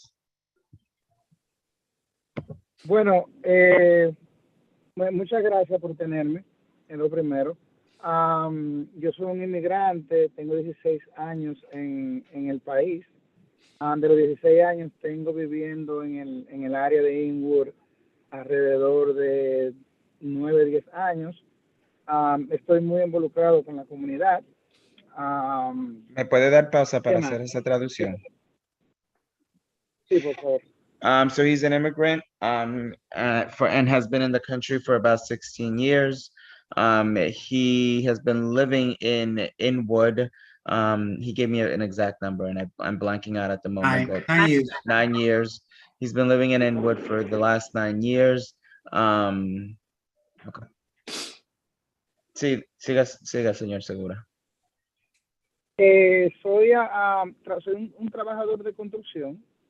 La razón por la cual quiero introducirme en el negocio es porque Inwood tiene mucho potencial en ese tipo de negocio. Yo he visto muchas personas crecer y yo quiero ser una de esas personas. Yo he sido empleado toda mi vida y quiero tener la oportunidad de ser un empleador. Con eso dicho, tengo una buena relación con la asociación de Diamond Project, ahí frente a frente al establecimiento. y ella, la señorita, no recuerdo bien el nombre porque ella es americana. Yo he hecho eventos con ellas ahí ayudando cuando están haciendo el evento de los niños, he hecho también las cosas de los juguetes, de los codes también. Tengo una muy buena relación con ellos y le prometí a ellos y a la señorita de la Rosa que yo le iba a emplear no solamente personas con experiencia, sino muchachos jóvenes que estén buscando una oportunidad en ingresar en el negocio. Ok. Deme un segundo, No sé señor si quiere Segura, traducir. sí, para poder traducir. So he says that he's been in the construction business before, and that he has seen that in Inwood there's great possibility for people who are interested in the restaurant industry to make some personal progress. He's always been an employee and now he's looking to become an employer. He has partnered with an organization that seemed to be across the street, if I got that correctly, from where he's looking to establish himself. He mentioned having spoken to that organization and also De La Rosa. Not sure. Yeah, De La Rosa is who he said about employing Carmen de la Rosa. Carmen de la Rosa, who is the council member, to employ our youth or young adults and give them working opportunities. Sí, estaban hablando de un programa que existía antes en la comunidad que empleaba muchachos jóvenes en el verano y ese programa no está, entonces hablamos de tocar el tema de por qué no los negocios pequeños emplean unos cuantos de esos muchachos para sacarlos de la calle porque el crimen está muy alto en estos días. He mentioned that there was a summer program, a summer youth type program that provided employment opportunity to younger people or younger students, I guess, over the summertime, and that it's no longer available to as many or available, and it's partially this is an opportunity to provide some of that employment opportunity to those folks, and probably help reduce some of the crime and the violence on our streets. And can you please ask him about his experience in alcohol handling? And if he doesn't have an experience, who would he have to deal with the alcohol, taking into account that we don't want kids to be serving? He mentioned something about giving out employment to youth, which is okay, but we got to be careful who handles alcohol. They need to be experienced and they need to have proper training on alcohol handling. Señor Segura, ¿cuál es su experiencia con el manejamiento de alcohol? Y si usted no tiene experiencia directamente, ¿quién va a ser la persona encargada del alcohol en el establecimiento? Sí entendemos que está hablando para darle oportunidades a los jóvenes, pero estamos hablando de un tema del manejamiento de alcohol, que es algo muy delicado, entonces queremos saber más sobre su experiencia. Bueno, en realidad la experiencia manejando alcohol, no te puedo mentir, no la tengo. Tengo una persona que se va a encargar de ser la manager, se llama Mabel Peña. Ella ha trabajado en Inwood Bar and Grill, ahí en Broadway. Y sobre el manejo del alcohol, mira lo que sucede. El nombre del negocio se llama The Gallery, la galería. Entonces, la galería de cocina moderna asiática. No solamente yo quiero entrar en el tema cultural asiático y emplear muchachos jóvenes que tengan arte, porque yo quiero tener entretenimiento, pero yo no quiero que mi entretenimiento sea una juca. Yo quiero que sea un entretenimiento de arte. O sea, si yo traigo un grupo de muchachos que podamos crear como hacen los asiáticos, yo trabajo con asiáticos y están en el negocio de restaurante y yo veo que ellos hacen shows cada noche.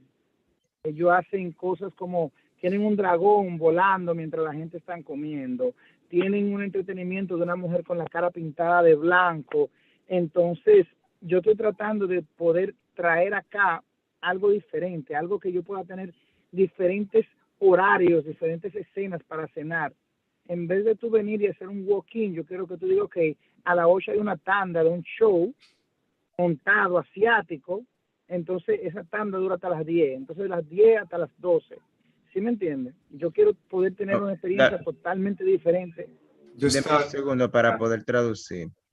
So he mentioned that he himself does not have any experience managing alcohol himself. However, he will be employing a manager by the name of Mabel Pena, who comes from Inwood Bar and Grill, who has experience managing alcohol.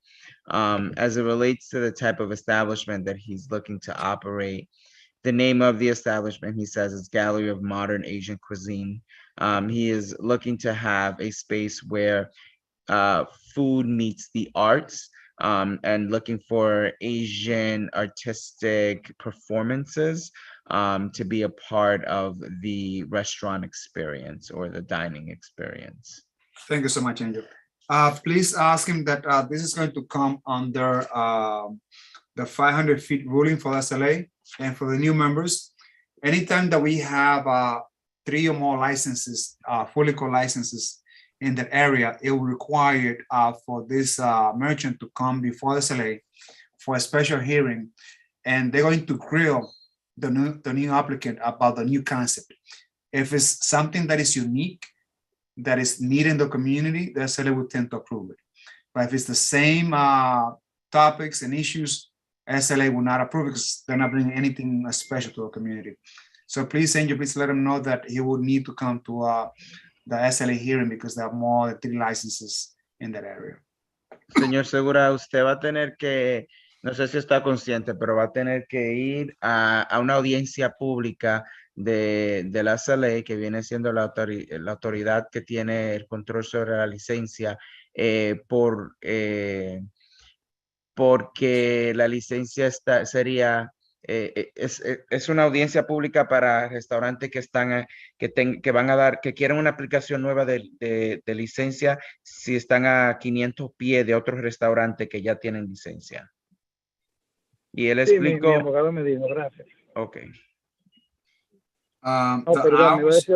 He's aware of the hearing, the SLA hearing. Okay, thank you so much, Angel. So we would definitely work on the hours. I'm going to recommend for this new establishment that they be open Sundays through Wednesday until 2 a.m. and then Thursday through Saturday until 4 a.m. But before we go into a negotiation with the merchant and provide other steps, I'd like to hear the opinion of 34th Precinct, Officer Ain. Vamos a escuchar la opinión del precinto. Yes, in regards to this location, it's very, important for, noise to be controlled. So it's just something for the owner, or manager to keep in mind. That's all I really have to say. Thank you. Thank you so much, Officer. El precinto dice que por favor tenga en consideración el ruido y mantenerlo lo más controlado posible. Very well. Absolutamente, sí, gracias. I'd like to see, I have some steps. Dalio, you have the floor. Please proceed. Thank you, Isidro. So, we as a committee and as a board, we always want to welcome the new businesses in. We want to make sure. Leo, you got cut off. Leo, we lost you. Sí, buenas. No, usted está todavía. Fue el que se le cortó la comunicación. Estamos esperando a ver si se puede recomunicar. We'll come back to Leo. And he's saying can you hear me? Now we can hear you. Please proceed. So we always want to make sure we're welcoming the businesses and setting them up for success, as we want to ensure that we promote successful businesses in our neighborhood. So my question is regarding the time is probably my biggest concern. It's not a club or a lounge environment. And if it's selling food, yes, I understand the pandemic and we want to make sure that we capitalize on as much as we can on money. But the reality of things are that usually when places are open till 4 a.m., that's when things happen with the raising crime rate. And the neighborhood in general, I just don't think for a new business, especially selling liquor, we should approve or we should promote that they stay open till 4. I suggest that maybe we can do a Friday, Saturday, 3 a.m. closing, and then the rest of the week, 2 a.m. maybe. It's something I'll consider. So, Leo, because I am truly aware of the concern. So can it be Sundays through Wednesdays until 2 a.m. and then Thursday through Saturday until 3 a.m.? Yes, that actually works pretty well with me. And since it seems like he's gonna have performances and he's trying to promote, which again we're all for. Maybe also sound limiter. I'm trying to see the application, and I don't see DJ or anything on it. So again, is it just live music? Is it DJ karaoke? So they have they have DJ, they have recorded music, karaoke, and live music. Okay, so you see that kind of changes things. And he said he has a relationship with the Dykeman Projects. I understood he said that. It seems like it's in theory and practice it will be a great spot. I don't think we have many places in our community that promote modern Asian cuisine, but when you hear 4 a.m. closing and DJs, it kind of riles up the feathers, especially of our community members who often, and community board members who often get upset when they hear the combination of both. So I would reconsider, based on those things, reconsider the hour, maybe again Sunday through Wednesday. Well, what you said, Isidro, I agree with that. Sunday through Wednesdays until 2 a.m. Yes. And then Thursday through Saturday until 3 a.m. Yes. And I will also include the following steps. Besides the hours that we set in, one, a good neighbor sign. And then you please explain to him that, he can get the good neighbor sign through the office. The second step will be, and I'll get back to you in a minute, to provide a phone number of a manager in place in case there are any problems, that the problem can be rectified right then and then. He must submit a proof of purchase for the sound limiter no later than Friday 24th by closure of business, which is 5:00 p.m. on Friday 24th. And 2 no double parking signs, 3 feet high times 2 feet wide. Before I allow you to speak, Simari, you do have the floor. Please proceed. Thank you. Yeah, I was going to mention some of those stipulations just because of the third-party promotion that I see in there also. Thank you. Good. Thank you, Simari. And you please proceed to explain the steps and the hours. Estábamos en discusión sobre unas par de estipulaciones que le queremos agregar a la aplicación, señor Segura. La primera es sobre las horas, que usted ahora mismo está abierto hasta las 4 de la mañana. El comité está considerando permitirle estar abierto de domingo a miércoles hasta las 3 de la mañana. No, hasta las 2 de la mañana y luego los jueves, viernes y sábado hasta las 3 de la mañana.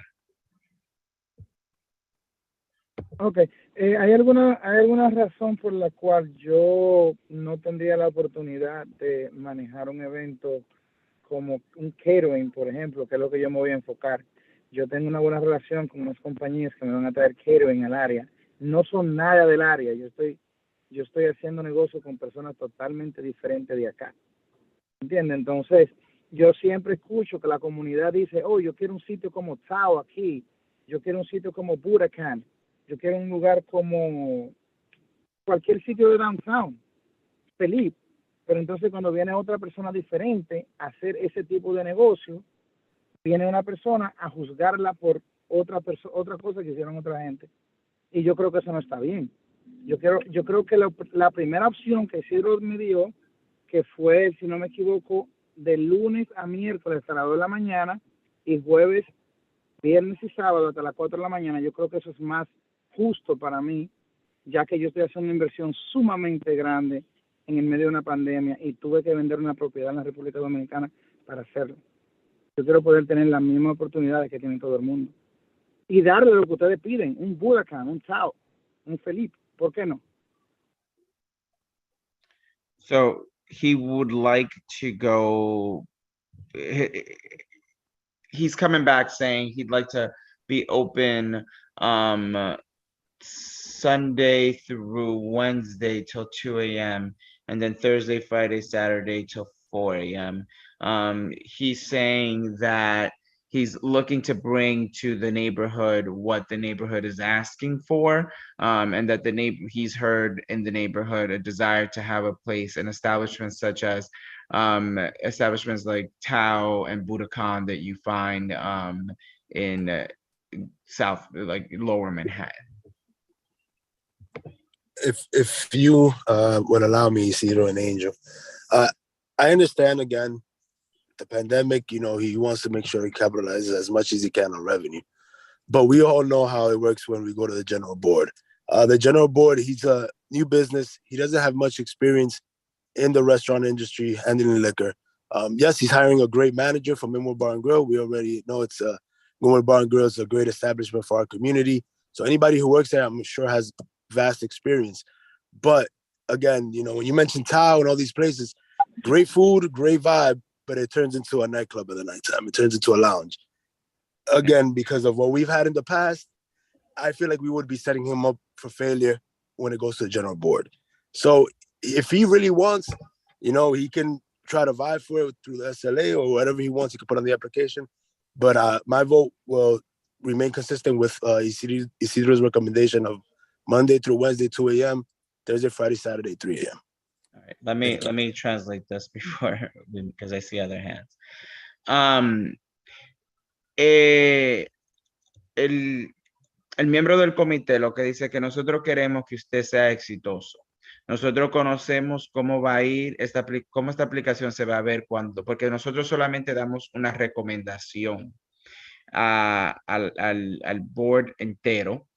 Y usted siendo un negociante, una empresa, un negocio, un establecimiento nuevo, con una persona que en realidad no tiene mucha experiencia con el manejamiento de alcohol, sí va a traer a alguien de Inwood Bar and Grill que tiene la experiencia, pero usted directamente no tiene esa experiencia. Sabemos cómo la aplicación se va a ver.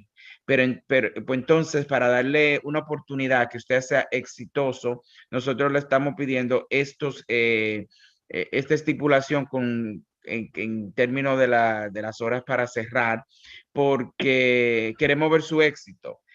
Al final, el decir que usted quiere cerrar hasta las 4 de la mañana todos los días, se va a ver como que usted quiere manejar un club o un lounge, no un restaurante. Entonces, por eso nosotros conociendo ya la Junta Comunitaria entera, le queremos dar una recomendación que usted tome para que usted sea exitoso. That was perfect, Angel. Shout out to you.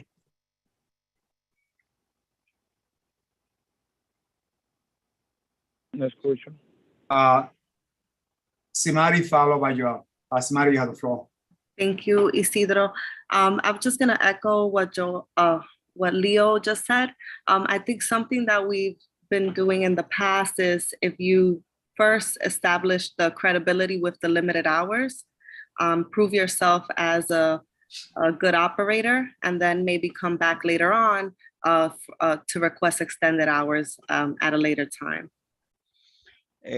Lo que la miembra quiere decir es que está de acuerdo con lo que dijo el otro miembro del comité y que quiere agregar que muchos de los aplicantes que vienen al principio, que quieren una licencia nueva, usan un tiempo para establecer credibilidad con la comunidad y con el comité y con la junta comunitaria.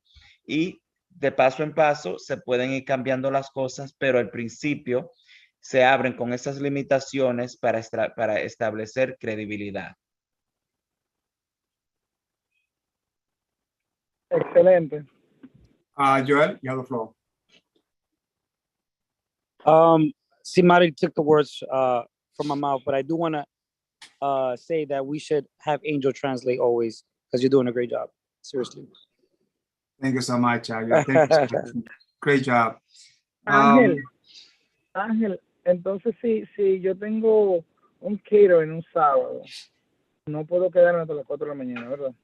Ni un sábado tampoco. He'd like to know if he brings catering into his establishment, are we going to, does that mean that he has to close? He can't be open till 4 o'clock in the morning. Y los sábados no puedo, los sábados tampoco. If he brings catering on a Saturday and we limit his hours till 3, does that mean that he cannot be open till 4? So that applies to the establishment as far as like the service of alcohol is concerned. So whatever alcohol is being served or sold will apply to whatever we agree upon now. But echoing what most committee members have said, Angel, I think that he will have an opportunity to come back to us in a year or so, or even less, to see how he's functioning, to see if there are no complaints from residents. And if everything goes well, he can come back in 6 months or a year. And this committee would actually consider moving up the hours if he has been a great merchant. And I think this is, sorry, Angel, there's just another question in the chat or the hand raised. Okay. Let me do this translation and then we can get to that one. Como vaya la aplicación, como se determine hoy, su hora de cerrar, esas son las horas. Definitivamente, por ahora. Pero el presidente del comité dice que siempre hay una oportunidad que un año después usted pueda pasar, regresar y cambiar su operaciones, hacer una petición para un cambio. Pero si aquí definitivamente determinamos que el sábado es a las 3 de la mañana que se va a cerrar, es que esa es la hora. El catering no puede estar sirviendo alcohol después de esa hora, a las 3 de la mañana es que se debe de cerrar. Perdón, Angel, just let me check something. He can stay open until 4 o'clock and not serve alcohol. Okay. If it's a private event. But, you know, alcohol selling and serve has to stop by 3 o'clock.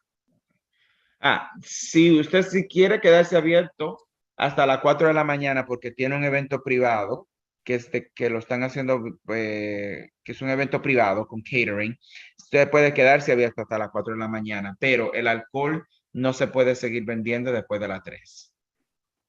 Ok, gracias, Angel. Quiero darte las gracias a ti y quiero dar las gracias a cada uno de los comités, aunque no lo conozco, no sé, por la voz. Quiero darle gracias a todos y gracias por la oportunidad. De verdad que sí. Espero no defraudarlos y espero volver a verlos allá en el negocio, que conozcan la operación, por favor. Let him know that we're not over yet. It's not over yet. Okay. Well, he's saying thank you to everybody and he hopes to see us there. Señor Segura, todavía no hemos finalizado. Faltan unas estipulaciones todavía. So, Angel, let's vote on the steps, which includes a good neighbor sign. Tiene que poner una señal de ser un buen vecino. Eso es un afiche que se puede conseguir en la oficina de nosotros. A phone number of a manager in charge to rectify problems that might arise. Poner una ficha con el número de teléfono de la persona que está encargada del establecimiento por la noche. To submit a proof of purchase of a sound limiter and be submitted to the community board by Friday 24th before 5 p.m.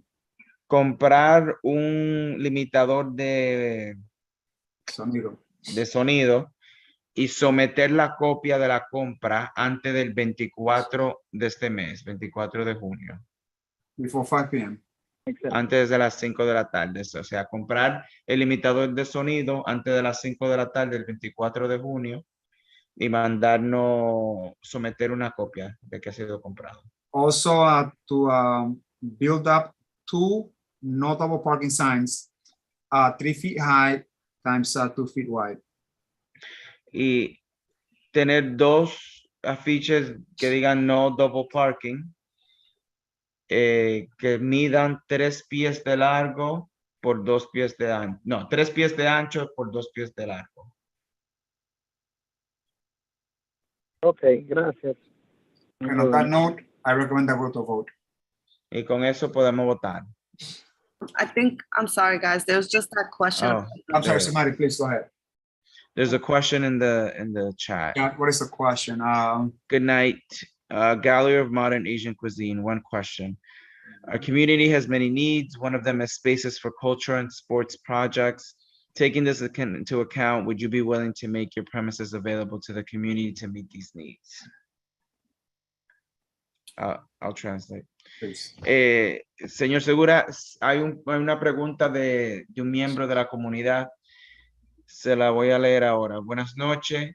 Gallery of Modern Asian Cuisine. Una pregunta. Nuestra comunidad tiene muchas necesidades. Unas de ellas son espacios para proyectos culturales y de deportes. Tomando esto en consideración, ¿sería posible usted hacer su establecimiento disponible para la comunidad, para estos tipos de necesidades? Claro que sí. Of course. On that note, let's go to straight vote, please. Isidro, how do you vote? Yes. I vote yes. Robin?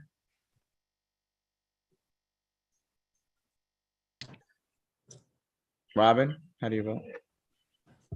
Yes. Joel? Yes. Leo? Yes. Simari? Yes. That's 6 votes in support, no opposition, no abstentions. Thank you so much. Congratulations to the owner, Carlos Segura, and please let him know that this is only recommendation to the general board, and that the final decision will be made on the last Tuesday of the month, the 4th Tuesday of the month. So that'll be later on this month. Sí, señor Segura, la aplicación aquí a nivel del comité ha pasado, pero recuérdese que esto es solamente una recomendación.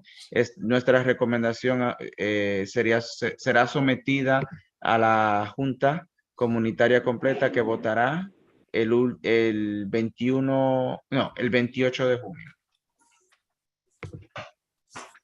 Ok, muchas gracias de Felicidades. nuevo y le dice que muchas gracias a todos. Gracias a todos. He says thank you to all of you. Thank you so much. Everyone. Next agenda item, please. Next, we have El Jovito Restaurant 2 Inc., located at 1579 St. Nicholas Avenue at the corner of West 189th Street. This is for a new on-premise liquor license. Good evening, committee. Miguel Acosta again, representing El Jovito Restaurant 2, located at 1579 St. Nicholas Avenue. Thank you so much, Miguel. This is again a new liquor license request for El Jovito. The question that I have for you, Miguel, before we proceed is that this operator has already a restaurant wine license, and now Yes. he's selected to choose to go for a full liquor license. My question is, how come this is not a class change? No, actually, Mr. Arias, who's the present owner, is in contract with this new entity owned by Mr. Richard Suriel. So basically, they're in contract to sell the business. Mr. Suriel is going to be submitting an application for an on-premise liquor license instead of a restaurant wine license that is currently held by the seller. So, when that's Suriel why it's not, license yeah, plays it's not a out, change of class. It's okay. going to be a new owner. So it's new operator. Mr. Suriel is currently working with Mr. Arias. They just recently reopened after being closed for about 8 months. And Mr. Suriel is going to be working with Mr. Arias until his license is approved, which is a condition of the sale. I understand. Very well. Thank you so much for that clarity.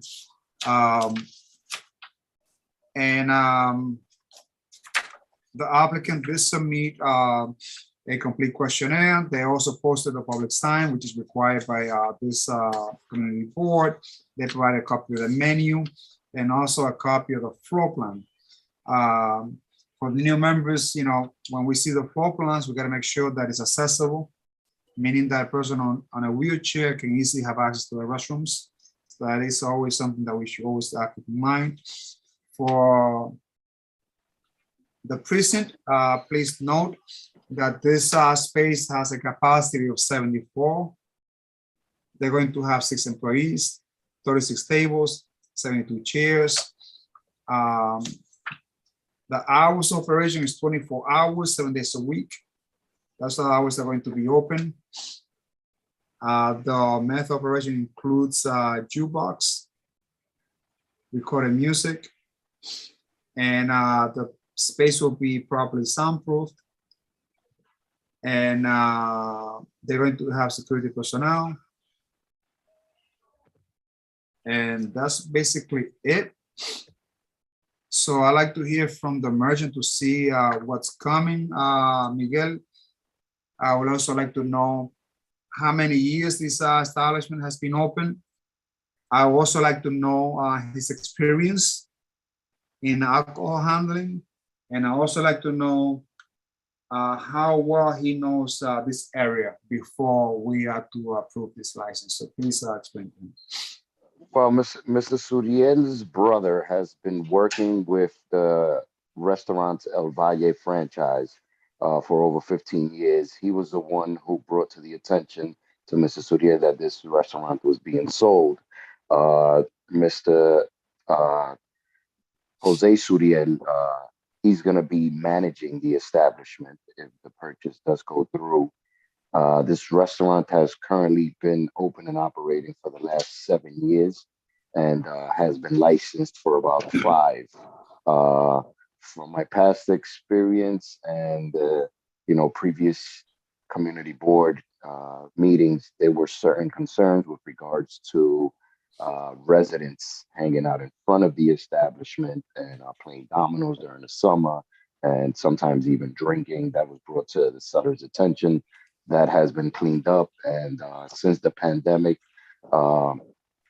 before the pandemic or after the pandemic, this license was renewed without any issues, simply just expressing the situation with the residents that were hanging out in front.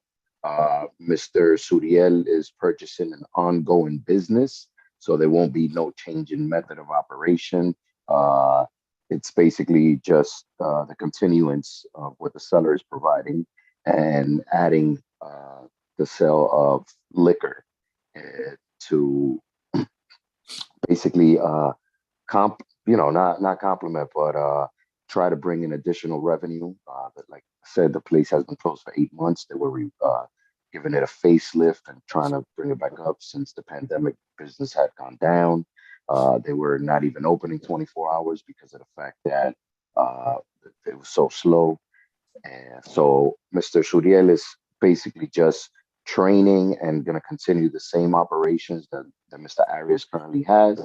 And even though he's operating looking to operate for 24 hours, he still has limitations when it comes to the serving of alcoholic beverages due to the New York State laws. In addition to that, this application still has to go to the 500 for hearing because of the fact that there's 4 other establishments in the vicinity within 500 feet. Let me pause for a minute. Jacob, are you still willing to join this committee with all this much work? It's a lot, but I commend you on running a very tight meeting with a tight agenda. Thank you so much. I see that Carl just left the house. It's, I'm still here. Oh, Carl's still there. God bless. Good. So, we do take our time to ask pertinent questions to make sure that we also protect our residents. So we have to negotiate about hours, as you know, different items. So it's a great thing that we're doing for the community, and I'm glad that you are still very active. And Carl, thank you as well. So Miguel, this area has, as you indicated, lots of problems on the outside. I love the food that you sell over there. The prices are great. I know that it's out of your control to deal with this problem. So let's see how we can rectify it, perhaps, and alleviate some of the concerns that some neighbors might have. But this is what the Area 34 Precinct, Officer Aim. What's the opinion of 34 Precinct?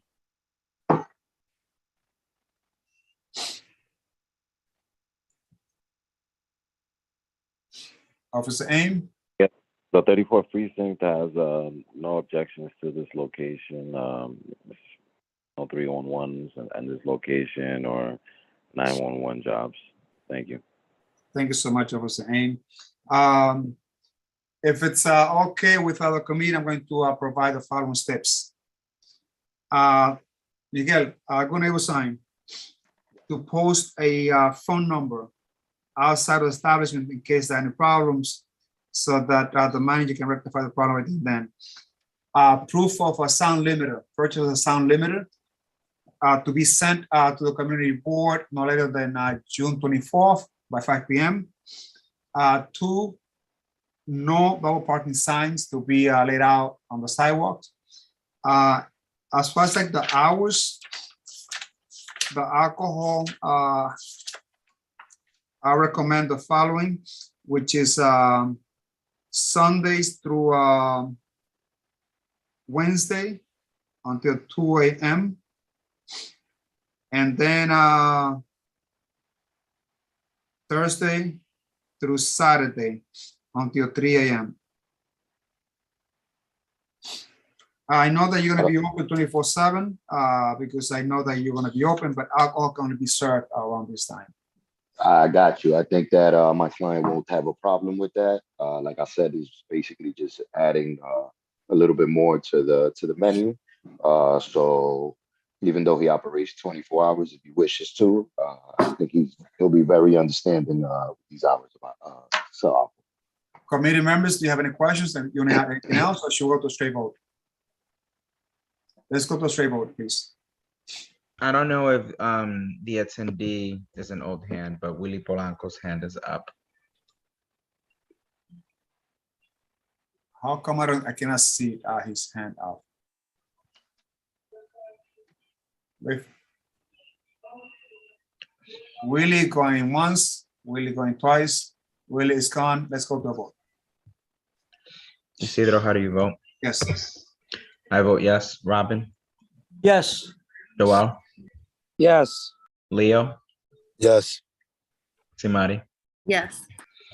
Sure, that's 6 votes in support, no opposition, no abstentions. Thank you so much, Andrew. Thank you, guys. Miguel, congratulations. You know, I'll drop by. The food there is good. Definitely. Thank you. I'll let the owner know. Take care, Miguel. I'm on to the next one as well. Oh, okay.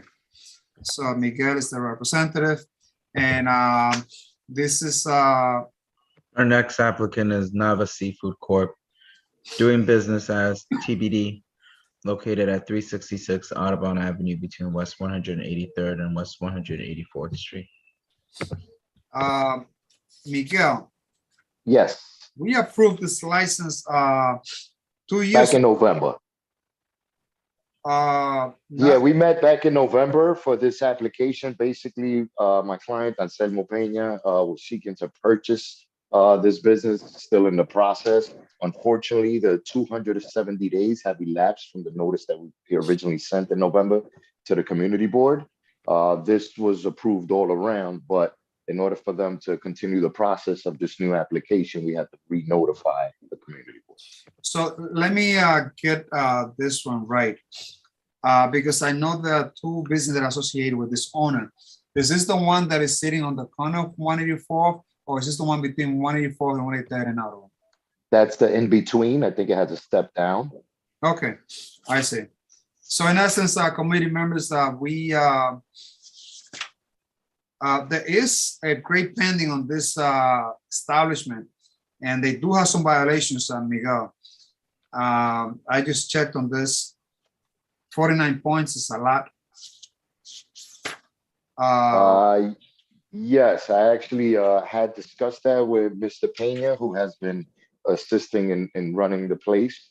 And I think they were having a lot of issues with the sewage area that was creating, problems from the outside and bringing like insects inside.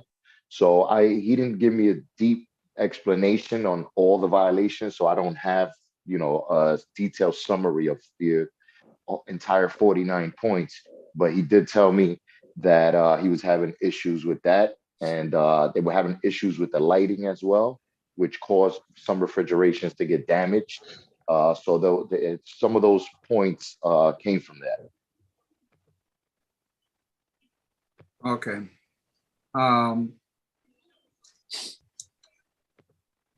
Committee members, so we, the committee approved and the community board approved this with the meth operations to include the capacity 74, 7 tables, 26 chairs, closing at 4 a.m., 7 days a week. Meth operations include recorded music, no DJ, no karaoke. Sound limit has been in place.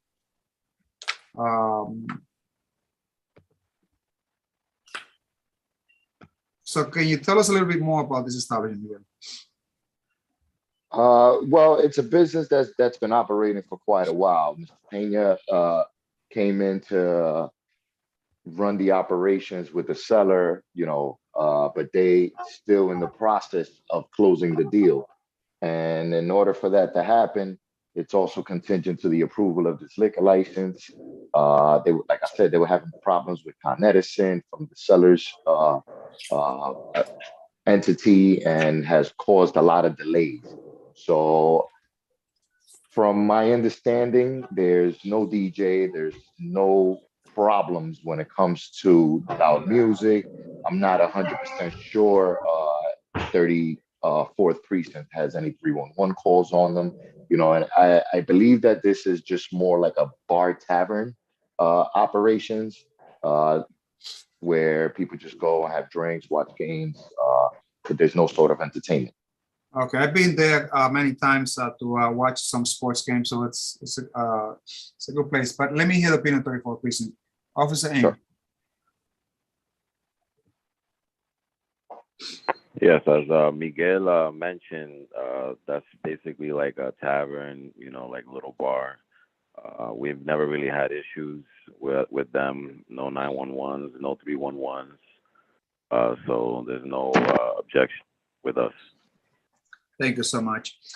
Since this applicant was approved not too long ago, I'm going to recommend, if it's okay with the committee, that we add 4 steps, which includes the Laguna sign, phone number, proof of purchase, Miguel, to be submitted before 24th, and 2 no double parking signs. Would that be okay with you? Yeah, I don't think. And if that's the case, 2 no double parking signs, Miguel, the heights, which is 3 feet high times 2 feet wide. And based on that, I think we should go to a vote. Now, sounds good. Committee members, no objections, let's go to a vote. Isidro, how do you vote? Yes. I vote yes. Robin? Robin? Yes. Joel? Yes. Leo? Yes. Simari? Yes. That's 6 votes in support, no opposition, no abstentions. Thank you so Thank you very much. Thank you very much. You guys enjoy your summer. Thank you, Miguel. Now we'll go to the next one, please. Yes. Next, we have Bitcoin New York Steakhouse Inc., doing business as Bitcoin New York, located at 3775 10th Avenue, store number 5 at the corner of West 203rd Street. Do we have a representative for Bitcoin New York Steakhouse Inc.? Yes, sir. Argelio Rodriguez here. And I'm here with the principal, Radesi Enriquez, to say hello. Hello, everyone. My name is Radesi Enriquez and owner of Bitcoin Steakhouse. Okay. Should I go? Okay. I was going to say, should I go ahead and give an overview? Haley, you are the representative, correct? That's correct. So this applicant came last month, committee members, quite fresh. And we actually approved the license to be recommended based on 4 steps that we had in place. And one of the steps required that they submit a copy of the sound limiter to the community board before Friday, May 20th by closure day, 5 p.m. They did not submit a copy of that proof of purchase to the community board. And as you know, committee members, when the establishment promises that they're going to do something, if they don't do it by the deadline, then I'm obligated to switch the vote from a positive to a negative. And that's what happened in this case. They did not send a copy of the sound limiter by the deadline. And then I was obligated to switch the vote to a negative vote. So before we approved this applicant with 4 steps, which include the good neighbor sign, a phone number, and to display no double parking signs, and to submit a copy of the sound limiter proof of purchase. So Argelio, where we at with this? Yeah, first of all, I just wanted to apologize to everyone on the board for our not having provided the receipt for the sound limiter. What happened was that we received a document, but it was actually more of an invoice, and it had invoice as the title of it. And so we had to go back and say, no, we paid for this, and so let's get a receipt, please. And so we did experience a delay in that. And so unfortunately, I mean, we were not expecting this having to come back, and everyone is well within their rights. That's fine. And we understand, and we accept that as a consequence. But, we did provide the receipt after the deadline, maybe like 2 or 3 days later, the following like Tuesday or something. And so, we are all set on that. And so we're all set on the stipulations, and we provided the sound limiter receipt at this point. So, Argelio, have you received a proper invoice now that will reflect the purchase of a sound limiter? Yes, it's a receipt, and it has receipt on it. And we had to come back and kindly ask for the right document, but we got it now. So in essence, this came in last month. I don't know if there are any critical objection by the 34th precinct. But if not, I'm going to recommend that we vote on this particular application with the recommended stipulations that were set previously, which were 4, and I would readdress them, which is the good neighbor sign, phone number, display 2 no double parking signs, and that they submit a copy of the sound limiter no later than June 24th by 5 p.m. Let me go to the prison officer AIM. Any objections besides anything critical that came by? No objections from the 3-4. Just keep in mind the noise. That's the only thing. That's the biggest concern for us right now with the Dyckman houses nearby. That's it. Thank you. And to address that, that's why we're asking for a sound limiter, Argelio, and also for the merchants to dissuade them from double parking in the area, because that is critical. If it's okay with the committee members, if there are questions, I recommend that based on those 4 steps, that we go to straight vote. Please proceed, Andrew. Isidro, how do you vote? Yes. I vote yes. Robin, how do you vote? Yes. Noel? Yes. Leo? Yes. Simari? Yes. That's 6 votes in support, no opposition, no abstention. Thank you so much, Angel. So Raidiz Argelio, congratulations once again. We hope to get that receipt soon. And again, no later than the 24th of June. Thank you, everyone. Thank you, everyone. Thank you. Let's proceed to the next one, please. The next applicant is Sabores de Mi Tierra Restaurant, Inc., located at 1562 St. Nicholas Avenue at the corner of West 180th Street.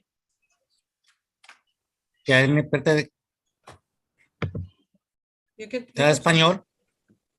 He would like to know. Yes. Yes. ¿Lo desea en español? Sí. He would like translation services. Okay, so Angel, please ask him to identify his name and affiliation to the establishment. Puede dar su nombre y su relación con el establecimiento. Mi nombre es Melchor Garita, soy el manager. His name is Melchor Garita. Garita, and he is the manager. Very well.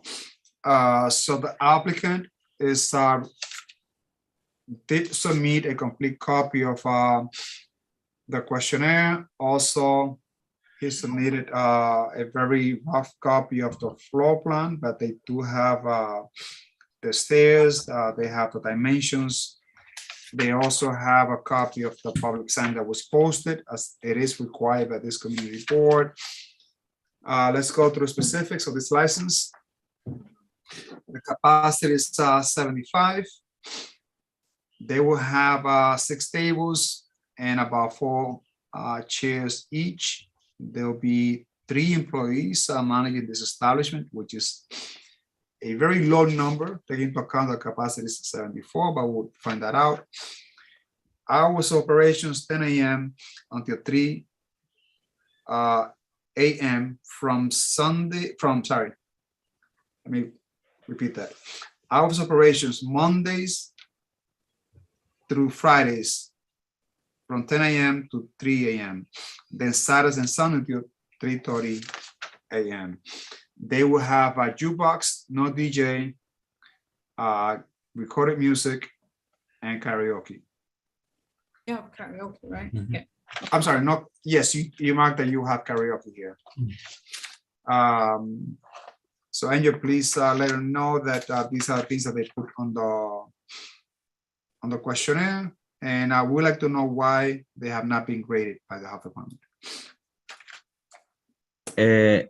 El presidente del comité acaba de dar un resumen de su aplicación y pregunta el por qué ustedes no le han dado un grado para del Departamento de Salud. The health department. We There's have, a health department. yeah, you have it. Yeah, we have. Sí, a department. sí lo tengo. ¿Sí lo tiene? Sí, sí. ¿Cuál es el grado? What's the grade?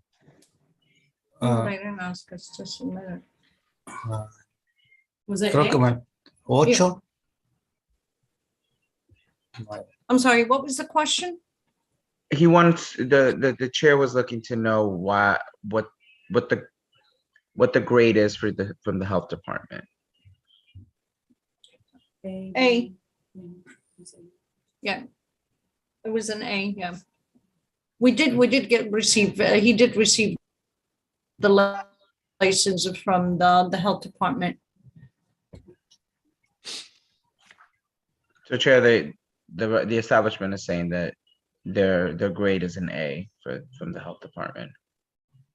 How long they been open, Angel? ¿Qué tiempo tiene en operación? 4 meses. 4 months. So we would like to know who will be handling the alcohol. We'd like to know how much experience they have in handling alcohol, and why should we approve this license? What are they bringing new to the community?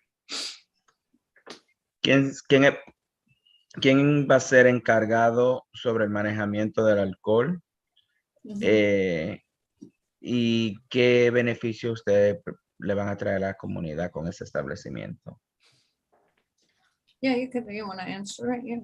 Bueno, beneficios para darles trabajo a las personas que necesitan trabajar y tener también precaución, pedir ID para el tiempo de servirles la bebida o servirles el licor, estar pendiente todo el tiempo que esté abierto para que todo salga bien.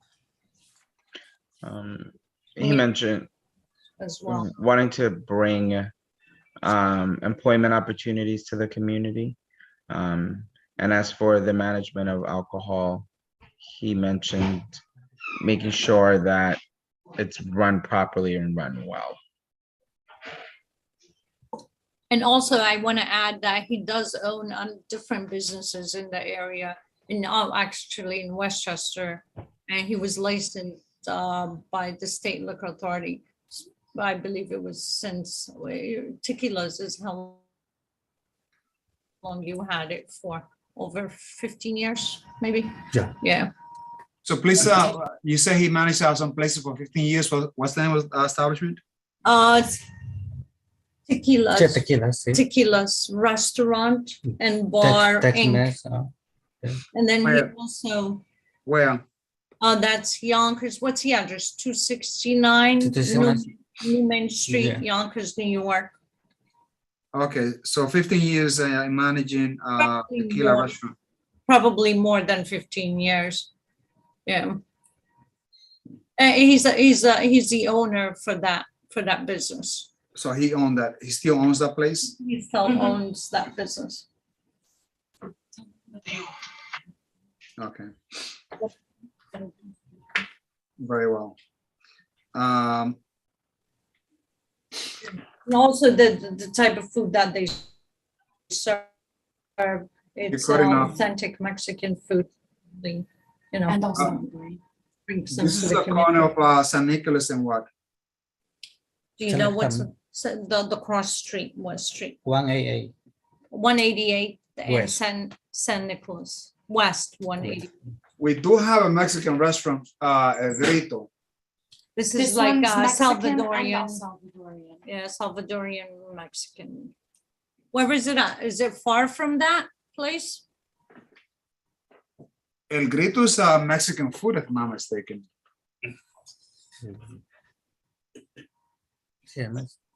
Yeah, Sí. you could come and talk. So this El- is Salvadorian and Mexican, so it's a combination of both. Salvador, food Salvador. So this is a Salvadorian concept. Correct. Or El Salvadorian and Mexican fusion. Yeah.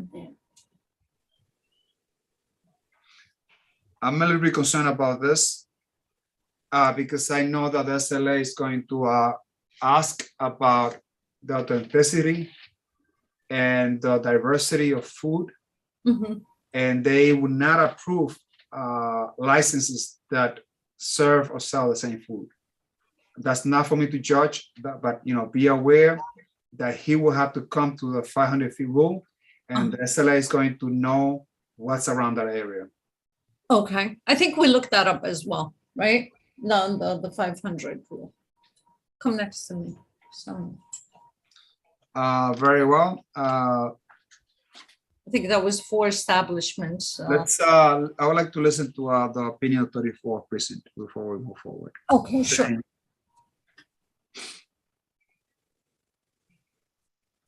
Yes, in regards to this location, we don't have any 311 calls, any 911 calls. We've never had any issues with that location. That's it. Very well. Committee members, do you have any questions?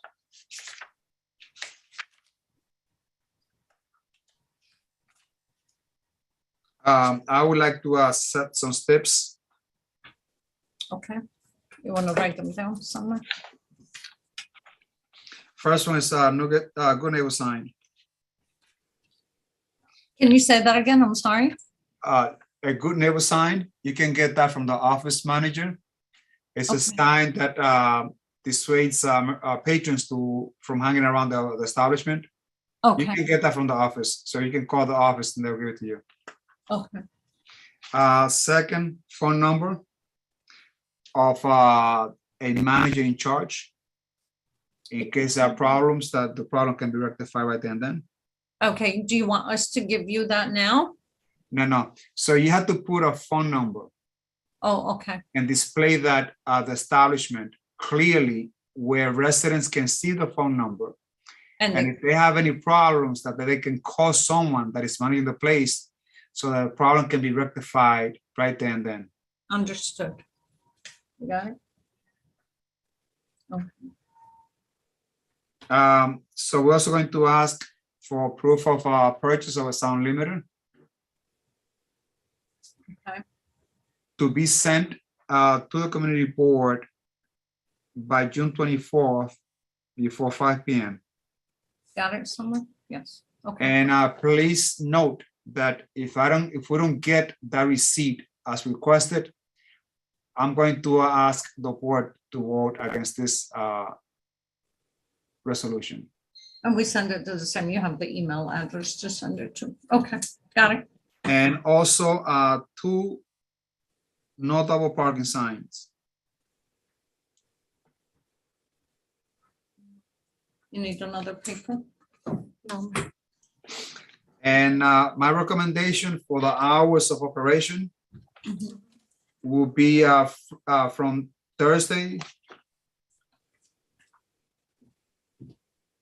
through Saturday Mhm. until 3 a.m. And then Sundays through Wednesday until 2 a.m. Okay.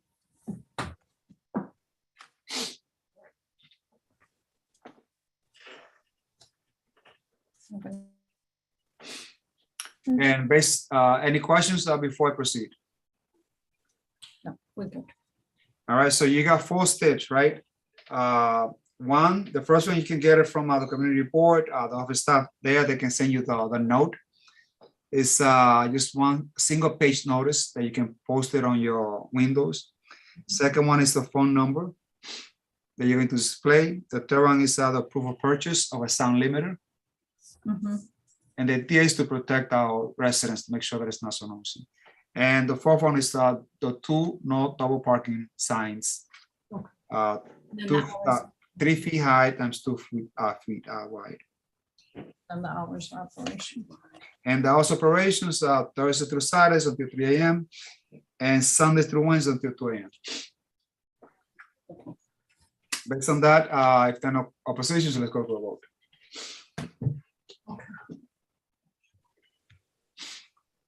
Seems like no opposition. Isidro? Yes. I vote yes. Robin? Yes. Joel? Yes. Leo? Yes. Imari? Yes. 6 votes in support, no opposition, no abstentions. Thank you so much. So congratulations, Mr. Narita. We welcome you to the community.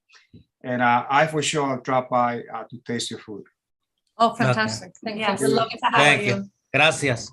Thank you. Amable. Thank you so much. Guys. Next one, please. Sure. So the next 2 applicants are seeking a temporary retail permit. First one is YWA Amsterdam LLC and Matran LLC and Radio New York City FMB LLC, located at 2420 Amsterdam Avenue between West 180th and West 181st Street. And again, as I discussed earlier, do we have anyone present from?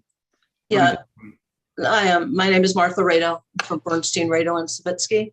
Hi, Martha, and you are the representative, you say? Yes, I'm an attorney. I think we've got a representative on as well. Thank you so much. So committee members, this is a license that we approved on October 13, 2021. And what they're doing is they're now applying for a temporary license. So my recommendation is, since we discussed this earlier, to approve the previous resolution that was approved by this committee, which took place on October 13, 2021. We had steps in place for the establishment, and there was no opposition on the general board. But I'd like to hear to see if there are any problems on the 34th precinct. Officer Aim, this is for 2420 Amsterdam Avenue, the new project there. Are there any pending issues that might have come? In regards to that location, we have not had any new issues. No 311s, no 911s. Thank you so much. So based on that, committee members, I think that if there are no objections, we should go to a vote. I must say that I cannot vote on this applicant because they are part of the bid, and I am the executive director for the bid. So therefore, there's a conflict. But if I could have voted, I would have voted in favor. But on that, if there are no oppositions, Angel, please proceed to a vote. Isidro, you're not voting And vote. due to conflict. I vote yes. Robin, Yes. Joel, Yes. Leo, Yes. Dimari. Yes. Chair, that's 5 votes in favor, no opposition, no abstention, and 1 can't vote due to conflict. Thank you so much, Angel. So Martha, congratulations to you and your team. Thank And hope you. to see that you open. When you plan to open, by the way? I think it's in the next month. That's the problem, because as you know, the New York State Liquor Authority is very behind. These applications have been pending for 7 months now. All right. When you do the grand opening, please feel free and invite the committee. I'm sure they'll be happy to drop by. Sure. But don't Always go too invited. far away. Always invited. Oh, thank you so much. Don't go too far, Marcus. I think that you also have the next. Yes, correct. Again, same property, different floor. This application was again approved on the 13th of October 2021. For clarity purposes, Martha, this is the one, the bar, correct? Excuse me? The next application, which is Above the height. that is the Yeah. bar, correct? There What floor? is, it's on the 12th floor. It's a catering establishment. Okay. Very well. And again, committee members, I cannot vote because of conflict. They are part of my bid. And again, I'm the executive for the bid. But again, I think this is a great project coming to our neighborhood. But on that note, let me hear to see if there are any issues from 34th precinct. Then I'll go back to Joel. Officer Aim.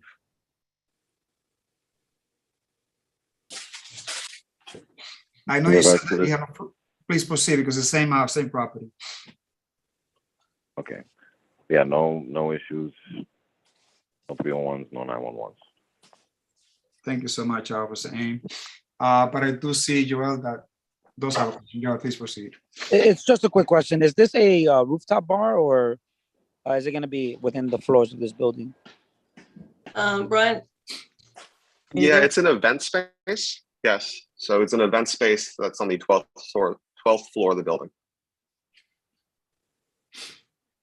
Is it on the roof? I just was curious.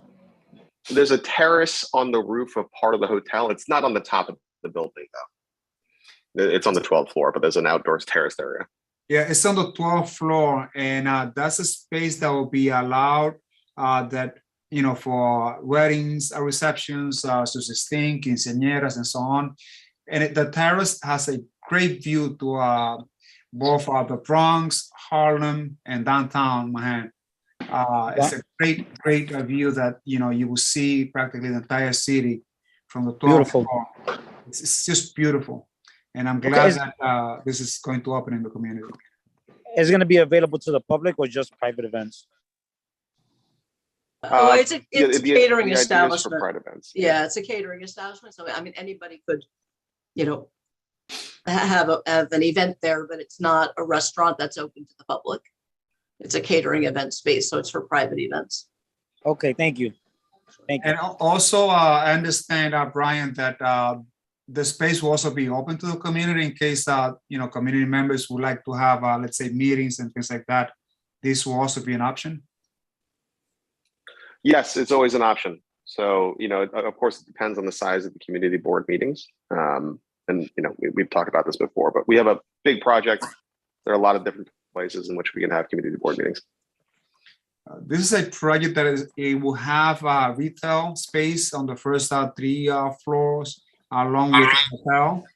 Also, office tower that will go up to the 21st floor, I believe, 22nd floor, along with the venue of a nice restaurant that's going to come up on the ground floor.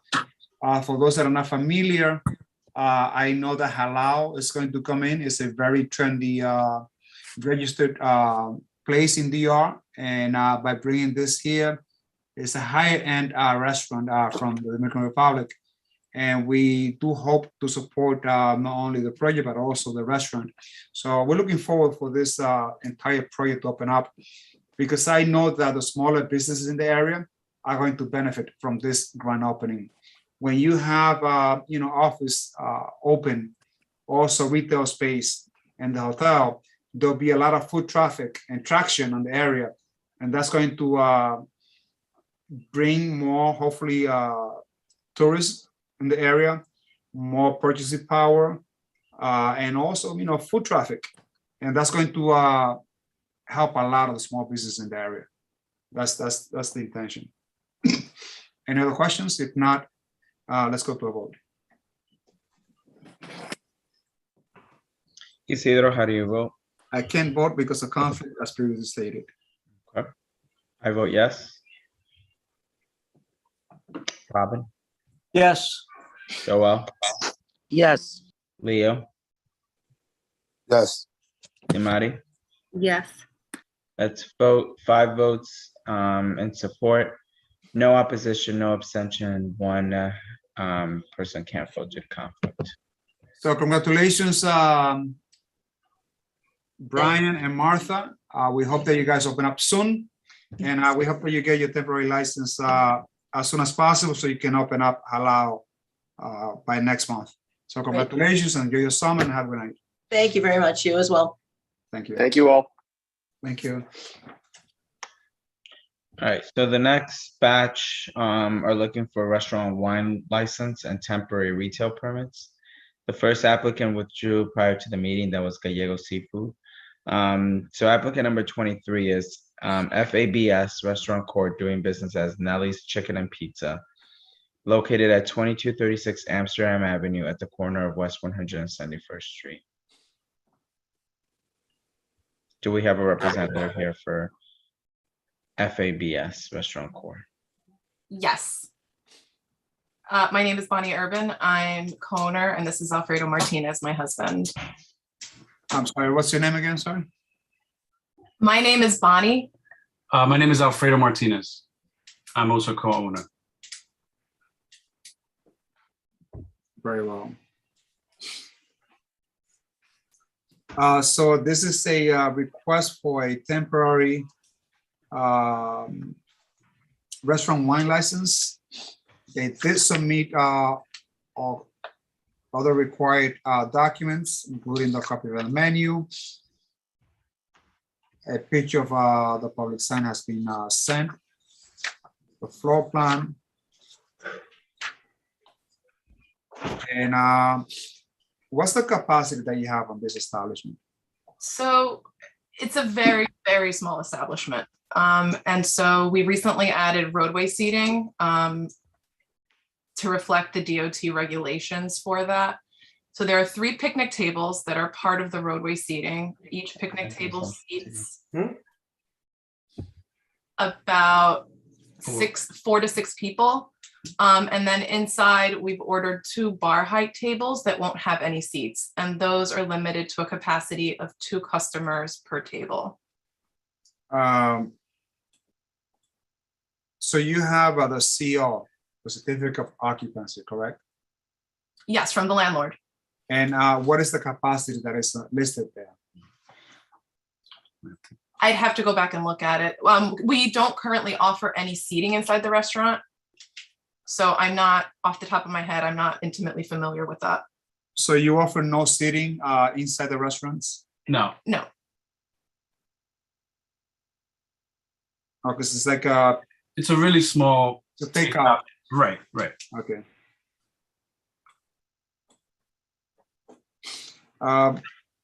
The question that I have for you before I move on, the restrooms. I see that I don't see like how a client can come in and have direct access to the restrooms. Okay, so there is a restroom in the basement. And there is a staircase that leads there directly from the sidewalk. At this point, because by law, every single alcohol serving establishment has to have a restroom that is accessible to everyone and open to everyone, including a person on a wheelchair. A person on a wheelchair cannot go upstairs. Agreed. So it's something that we're looking into in order to make that compliant. We're a bit limited because the building is old. And so we have discussed it with the landlord to see what we're able to do as far as any modifications for access for people who need either wheelchair access or like a ramp access to the basement. That would be a huge cost that you're going to incur. And is it worth it? Well, we're really, the reason so this business is well established. It's been at this location for over 20 years. We bought the business a little over a year ago from the previous owners. And we just feel like this sort of revenue stream will really help us keep our food prices more stable. It's very much a community-based restaurant. We employ everyone on our team is someone who's local. And we really, we're being affected like every other food business by inflation. And we're really trying to keep prices stable and keep them affordable to the community that we serve. So by adding another revenue stream, with wine and beer, it would help us keep those food prices, a little bit lower. That being said, to your point, until we can make the bathroom accessible, and for that we do need our landlord's permission, our hands are a little bit tied. And again, we are here to assist all the small merchants, but by regulation, any establishment that is serving or selling alcohol has to have a restroom, and that has to be accessible. Since you are not accessible at this point, I would not like to put you in jeopardy to get a negative vote on this. So my recommendation is perhaps to have a chat with the landlord and come back with a concrete plan where you can show that the clients can have access to the restrooms that is accessible. And by accessibility, it's not necessarily only detail or by the number of steps. Even the doorknob has to be accessible. It cannot be round. It has to be something that can, all of that has to be taken into account.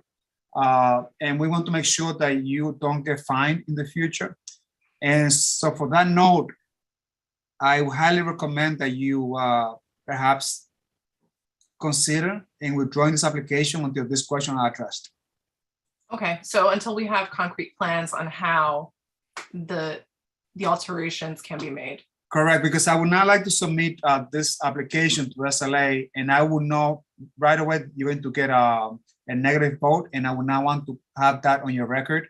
And even the general board meeting, they're going to vote this against it because of the restroom.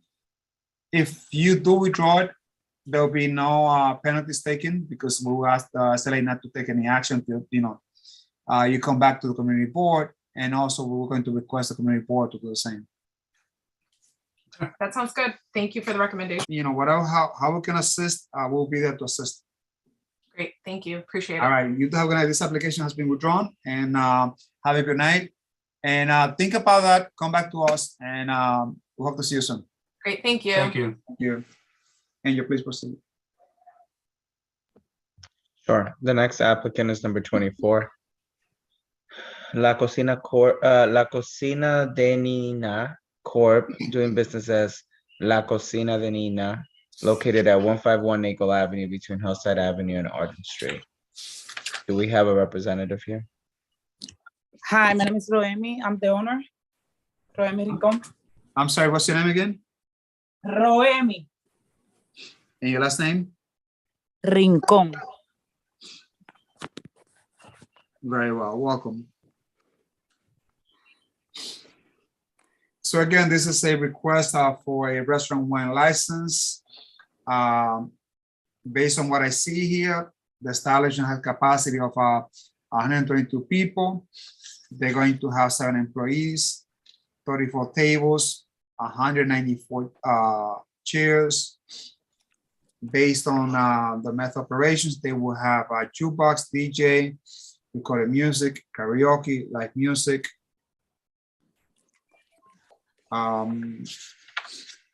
Hours operations are from 10 a.m. to 2 a.m. on a daily basis. And based on that, let me go to the opinion of 34th Precinct, Officer Amy.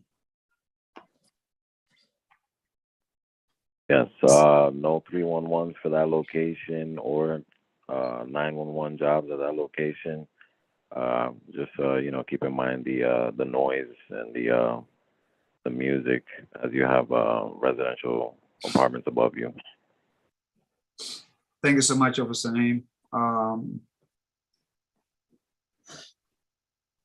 Roemi, Yes.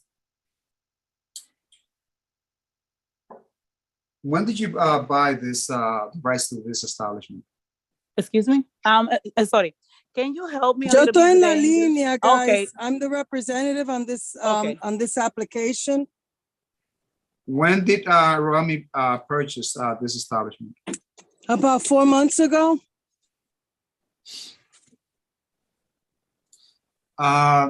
Do you have any relationship to prior ownerships? No. So you're stating that you have no attachment or No, knowledge? and I believe Harmony's been closed for a while, right? That location has been closed for a while. No, she has no relationship to that prior To previous operator. ownership.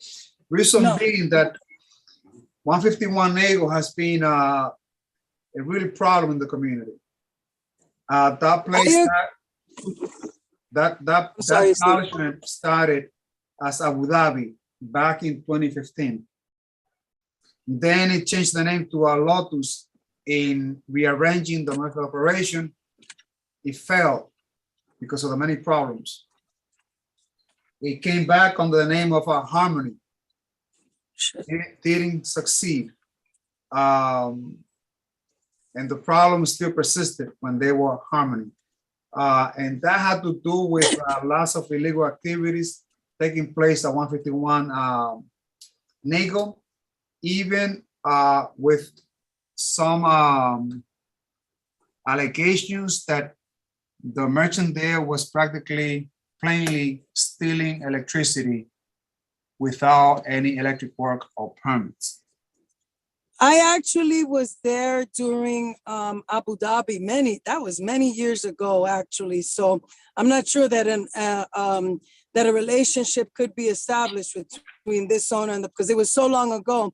Abu Dhabi was a small location. You are correct, and I think it gave its headaches to the community board. But those applicants are long gone. The hours. This is a wine and beer restaurant wine license with early hours. With a full, you know, they are a full restaurant. She is applying for a full restaurant license. She's not looking to be a discotheque. I think you see even in our approach to the hours of operation. I don't think we're gonna have that type of establishment there. All right, so I'd like to push this forward. Committee members, I'm going to request the 4 steps that we usually request from our new merchants. And that includes the good sign, phone numbers, and Aurelia, you know all the details, right? Yes, sir. Sound limited to be sent to the community board, the proof of purchase by Friday, June 24th by 5 p.m. And 2 no double parking signs. That area I know really well, has a lot of double parking issues. So if they can assist us in that, will help a lot. I don't have any problems with the hours because it's reasonable, 2 a.m. on a daily basis. But I'm going to open up with committee members to hear all I have to say. Joel.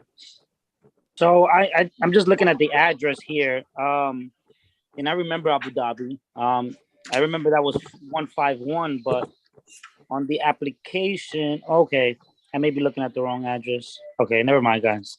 Actually, no, wait. I'm sorry. It's 151 Nagle.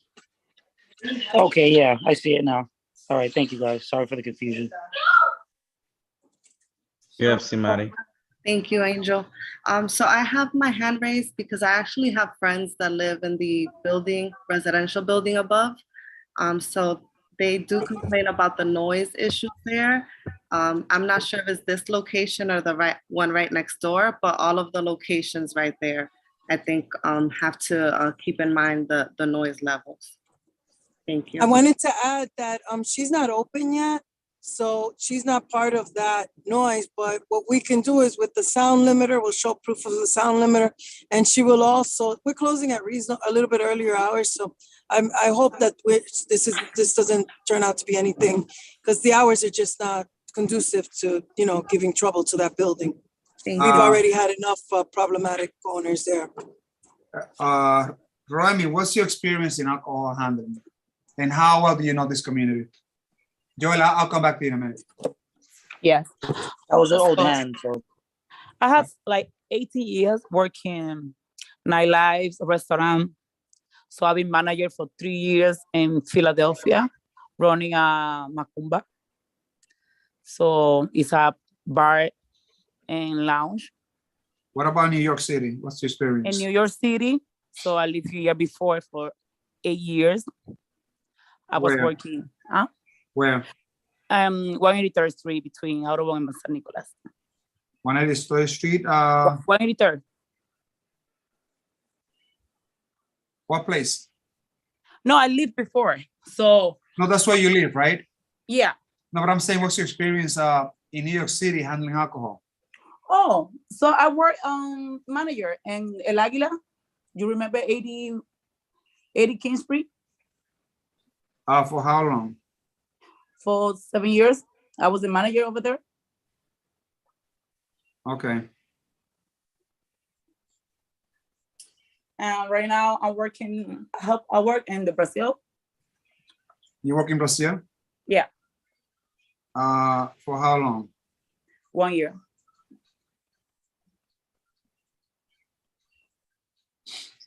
All right. And the cuisine, what type of food are you bringing to the community? Dominican food. Okay. Committee members, any other questions? So No. based on 4 steps, which is the good neighbor sign, phone number, sound limiter, proof of purchase to be submitted to the community board no later than Friday, June 24th, at 5 p.m. 2 no double parking signs. On that note, Mr. Medina, can we get an email on that? Just because I'm driving, I waited long and then I just jumped in the car. I'm sorry. you can also, I think she already jumped ship, so she's not on board. Okay. But Okay. call me and I'll send you the specifics. Thank you very much. All right. So 4 steps. On that note, let's go to a vote. Angel, please proceed. How do you vote, Isidro? Yes. I vote yes. Robin, Yes. Joel, yes. Leo, Yes. Simari. Yes. That's 6 votes in support, no opposition, no abstentions. Thank you, everyone. Have a good night. Thank you, Roemi. Thank you, Aurelia. Congratulations, Roemi. Thank you so much. We hope that you do prosper. Next Yes. time. Have a good night. Thank All you. right. We have Bye-bye. FDM 176 Inc. doing business as Flor de Mayo, located at 4160 Broadway at the corner of West 176th Street. Do we have a representative for FDM 176 Inc.? Seeing no reps, usually both Jacob and Carl, when we have a new applicant and they don't show up, we don't even ask for input from the precincts or from the residents. We vote a straight vote.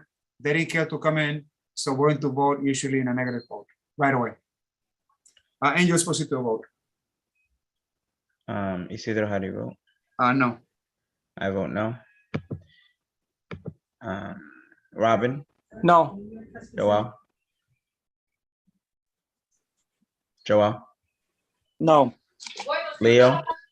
I'm very disappointed they didn't show up, but it's a no. Yeah, I'm very disappointed too. Yeah, Simari? me too. No. That's no votes in support, 6 votes in opposition, no abstentions. So the application fails. Finally, last one. We made it. Last one is 26. We got here at 10:05 p.m., but we got here. Lugos Law Corp., located at 4961 Broadway between West 207th and Isham Street. Do we have a representative? No, I am the owner, the new owner. I need a translator, please. Sí, yo le puedo hacer la traducción. Ok, hola, ¿cómo está? Mi nombre es Clever López. Clever?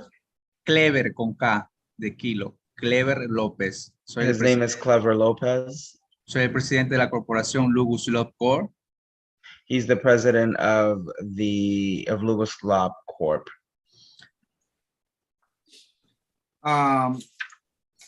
So he did submit a complete questionnaire, copy of the menu, also a copy of the floor plan. The first question that I have, Angels, is if the two questions. First, are the restrooms accessible? And second, can he explain why he got a C on his last house inspection? Él dice que usted sometió una aplicación completa con todos los documentos necesarios, pero quiere saber dos preguntas. Número uno, ¿los baños son accesibles al público? Y no al público, pero a la clientela son accesibles. Y número dos, remind me the second question. ¿Por qué tiene un grado de una C del Departamento de Salud? Ok, la primera pregunta le respondo. El baño es muy accesible ya que se encuentra en el corredor entre el salón y antes de llegar a la cocina. So the bathroom is accessible because it is found in the hallway between the dining area and where the kitchen is. Y la segunda respuesta a su pregunta es que ese era el antiguo propietario del negocio que nosotros compramos ahora. Nosotros estamos sometiendo una nueva aplicación con un nuevo permiso y nos hemos tomado el tiempo necesario para poder corregir todos los errores y todas las adecuaciones que teníamos que hacer para poder poner a punto el negocio, el local. And as it relates to the health department grade, this is a newly purchased establishment. It's a new license that they're seeking, and they have worked to make the corrections necessary. And can he elaborate on why he got why there's a C on the health inspection? I'd like to hear more details. ¿Usted puede elaborar o decir nomás por qué tenía una C del Departamento de Salud? Sí, prácticamente lo que pasa es que el antiguo propietario tenía como un poco desordenado, había ciertas cosas que estaban fallando, había ciertas cosas que no estaban funcionando bien, pero nosotros nos hemos tomado el tiempo, hemos invertido en corregir lo que es en la cocina, limpieza, remodelación, o sea, no remodelación, perdón, ordenar y poder arreglar todo lo que estaba trabajando mal, perdón. He claims that the previous owner had some organizational challenges with the establishment, and that he's stepped in and he has corrected some of those organizational issues and sanitation related issues. So I stand corrected, Angel. When I was reviewing the application, I indicated that they did have the public notice, which they do have. They also sent a copy of the floor plan, which they did. I also indicated that they submitted a copy of the menu, which they did. But I'm not sure if I said anything about the questionnaire. and they did not submit a question of the questionnaire. A copy of the questionnaire was not sent. Aparentemente, usted envió los documentos necesarios, pero se le faltó el cuestionario. No está aquí, adjuntado con su aplicación, el cuestionario. Please let them know that this is a questionnaire the community board has to have. Oh, I'm sorry, Isidro. Hi. Chanel. They did submit the questionnaire. Was that the one that we printed out that you sent me late? Ahora. No, it was in the original packet. Really? Because I don't have it here. Yo envié todo. Sí, yo envié todo el cuestionario. La trabajadora de la oficina le está explicando al presidente de que sí, que se sometió, que usted sí sometió el cuestionario. Están tratando de averiguar dónde está. Okay, so Chanel, perfect.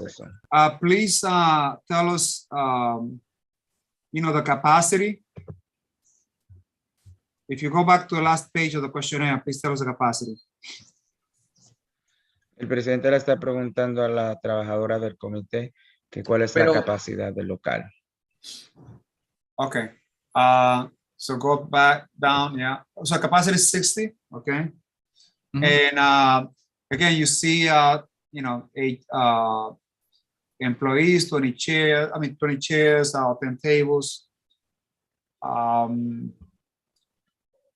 No bar stools. Go back to previous page, please. The hours of operation till 9 p.m., 10 p.m. So these are not prohibitive hours. Let's go now up to the method operation, which includes the music, method of music, which have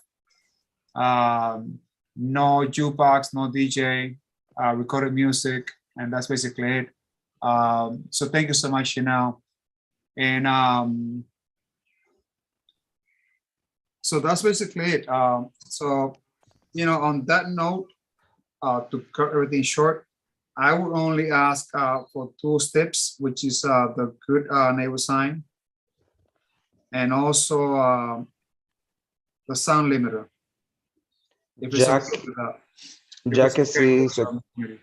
Ya que se clarificó de que sí usted sometió su cuestionario, el presidente, para que nos movamos un poco más rápido, le quiere dar 2 estipulaciones con su aplicación. Número 1 es que ponga una ficha que le llaman el Good Neighbor Sign. Eso es como una ficha que dice que usted va a ser un buen vecino en el vecindario. Es una ficha que lo puede conseguir directamente en la oficina de la Junta Comunitaria. Y también colocar otro afiche con el número de teléfono del encargado del restaurante, por si acaso haya alguien que quiera someter alguna queja, poder llamar ese número directamente. Ok, no hay ningún problema. Yo estaré tomando todas las medidas correspondientes. And also, Angel, please let them know about the sound limiter. Oh, I'm sorry about that. Y tienes que también comprar un limitador de sonido. Eso lo puede comprar y someter una copia de recibo de que lo ha comprado antes del día 24 de junio. Se refiere a un limitador de sonido donde ¿qué específicamente qué sería eso? Discúlpeme. So please explain to him that the sound limiter is an equipment that is installed to whatever device they have, and it limits the volume so it cannot go as high, and thus prevents residents from being annoyed by unnecessary noises. And that can be purchased anywhere in Best Buy, wherever they have like this type of, you can buy it on the internet, but it's called a sound limiter. Un limitador de sonidos, un aparato que se le instala a lo que emite el sonido dentro de su establecimiento y limita el sonido automáticamente. Eso lo puedes comprar en una tienda como Best Buy. Best Buy, ok, perfecto. No hay ningún problema. And Simari, I'll get back to you in a minute. And then you please explain to him that this receipt must be submitted to the community board by June 24th of 5 p.m. Y acuérdese que tiene que someternos la copia del recibo antes del 24 de junio a las 5 de la tarde, porque la Junta Comunitaria se va a reunir para votar sobre su aplicación ya el 28. Necesitamos recibirlo antes del 24. Ok, por vía email, ¿verdad? Sí. He wants to know by email. I just responded yes. Sí, por vía email. All right. Gracias. But before I proceed, I would like to hear the opinion of 34 Precinct. Él está pidiendo la opinión del precinto. Okay. Yeah, this is not a high crime area. No 311s, no 911s, no issues. Thank you so much. No, el precinto dice que no es un área con mucha criminalidad, que no hay violencia, que no es un punto que ellos tienen en mente. Simari, do you have your question? Yes, thank you. I think I was just looking through the health inspection and just to keep in mind the fruit flies that keep coming up here. I know it's pretty old inspection from 2019. So whenever they do come back, just making sure that they're on top of it, which it seems like they are. Se lo digo en español si quieres. I don't know how to say fruit flies. I'm like, I don't know how to say fruit flies, Angel. I got you. Lo mismo, ¿verdad? Okay. I got you. Okay. Ella solamente que ella es miembro del comité, le quiere decir, ella revisó el reporte del Departamento de Salud y solamente quiere ponerle enfrente que encontraron moscas de fruta o avispas, moscas de frutas en ese reporte para que lo tenga pendiente, para que no vuelva, para el próximo, la próxima investigación no sea un problema. Ok, gracias por el consejo, lo vamos a tomar muy en cuenta porque queremos que todo marche bien y no queremos tener ningún problema con el Departamento de Salud. Muchas gracias. The last question that I have, Andrew, is what has been his experience in alcohol handling and for how long? ¿Qué experiencia tiene manejando alcohol? Le cuento, tenemos experiencia, mi esposa y yo, porque nosotros venimos de un trabajo ya de aproximadamente 8 años, justamente en el restaurante de aquí al lado, que es de mi familia, que es dueña mi prima en Yumitai, no sé si ustedes lo conocen, Yumitai Restaurant. Ajá, entonces nosotros, mi esposa y yo nos hemos desenvuelto en ese ambiente de mesera, delivery, cocina, bartender, y tenemos la experiencia ya de algunos años. So their experience comes from having, him and his wife have worked at Yummy Thai, which is a family-owned restaurant next door to where they're seeking to be operational. And they have a number of years working in that restaurant, including, and with having worked in that restaurant with some of their responsibilities, including the management of alcohol. All right. Committee members, if there are no objections, let's go to the vote. Vamos a votar ahora. Okay. Isidro? Yes. I vote yes. Robin? Yes. Joel? Yes. Leo? Yes. Timari? Yes. That is 6 votes in support, no opposition, no abstentions. Thank you so much, Angel. So congratulations to the owners. We hope that, they're going to do well. I'm sure you do well. And thank you so much. Felicidades. Thank you so much. God bless you. Y déjenme decir solamente una cosita más. Quiero agradecerles a todos ustedes, que Dios los bendiga y vamos a hacer nosotros todo lo posible para que este negocio pueda funcionar de la mejor manera, sin ningún problema, tanto en el Departamento de Salud como las vino y bebidas para poder dar el mejor servicio a la comunidad de Inglewood. He would like everybody on the committee to know that they're going to do whatever possible to make sure that they're running a great establishment that follows all the rules and regulations of the Department of Health and as well as the SLA. He'd like to be a great neighbor in Inwood. Thank you so much. Have a great summer. Thank you. You too. Bye-bye. Committee members, thank you so much for sticking up till so late. Jacob, we usually don't stay so late. Really? Yeah, it's an anomaly. Carl, we don't stay so late. but we did have 26 agenda items. And we will do our best to expedite if we have this type of number of resolutions that will come on board. But as you can see, it's very dynamic, entertaining. You get to learn a lot from them, right? And you get to make an impact also as well. We always have to play like a state card between what they want versus what the community should need. Be careful and safeguard at the noise level, which is a problem. But you know, I think that we're doing great things. You know, Simari, thank you so much for taking care of the minutes. Oh, no problem. I'll send them to you probably. And I think that we're going to go into in-person meetings soon. So I'll be more than happy to see you all in person. Thank you so much for your patience. Thank you so much also to 34 Prisons for hanging out and staying up to so late, also 33rd. Guys, thank you so much. Thanks for your help. And at this point, I motion to suspend the meeting in order. Second. Third. Any oppositions? Guys, thank you so much. You have a good night. This meeting Thank you, guys. Have a good night. Good night, guys. Good night.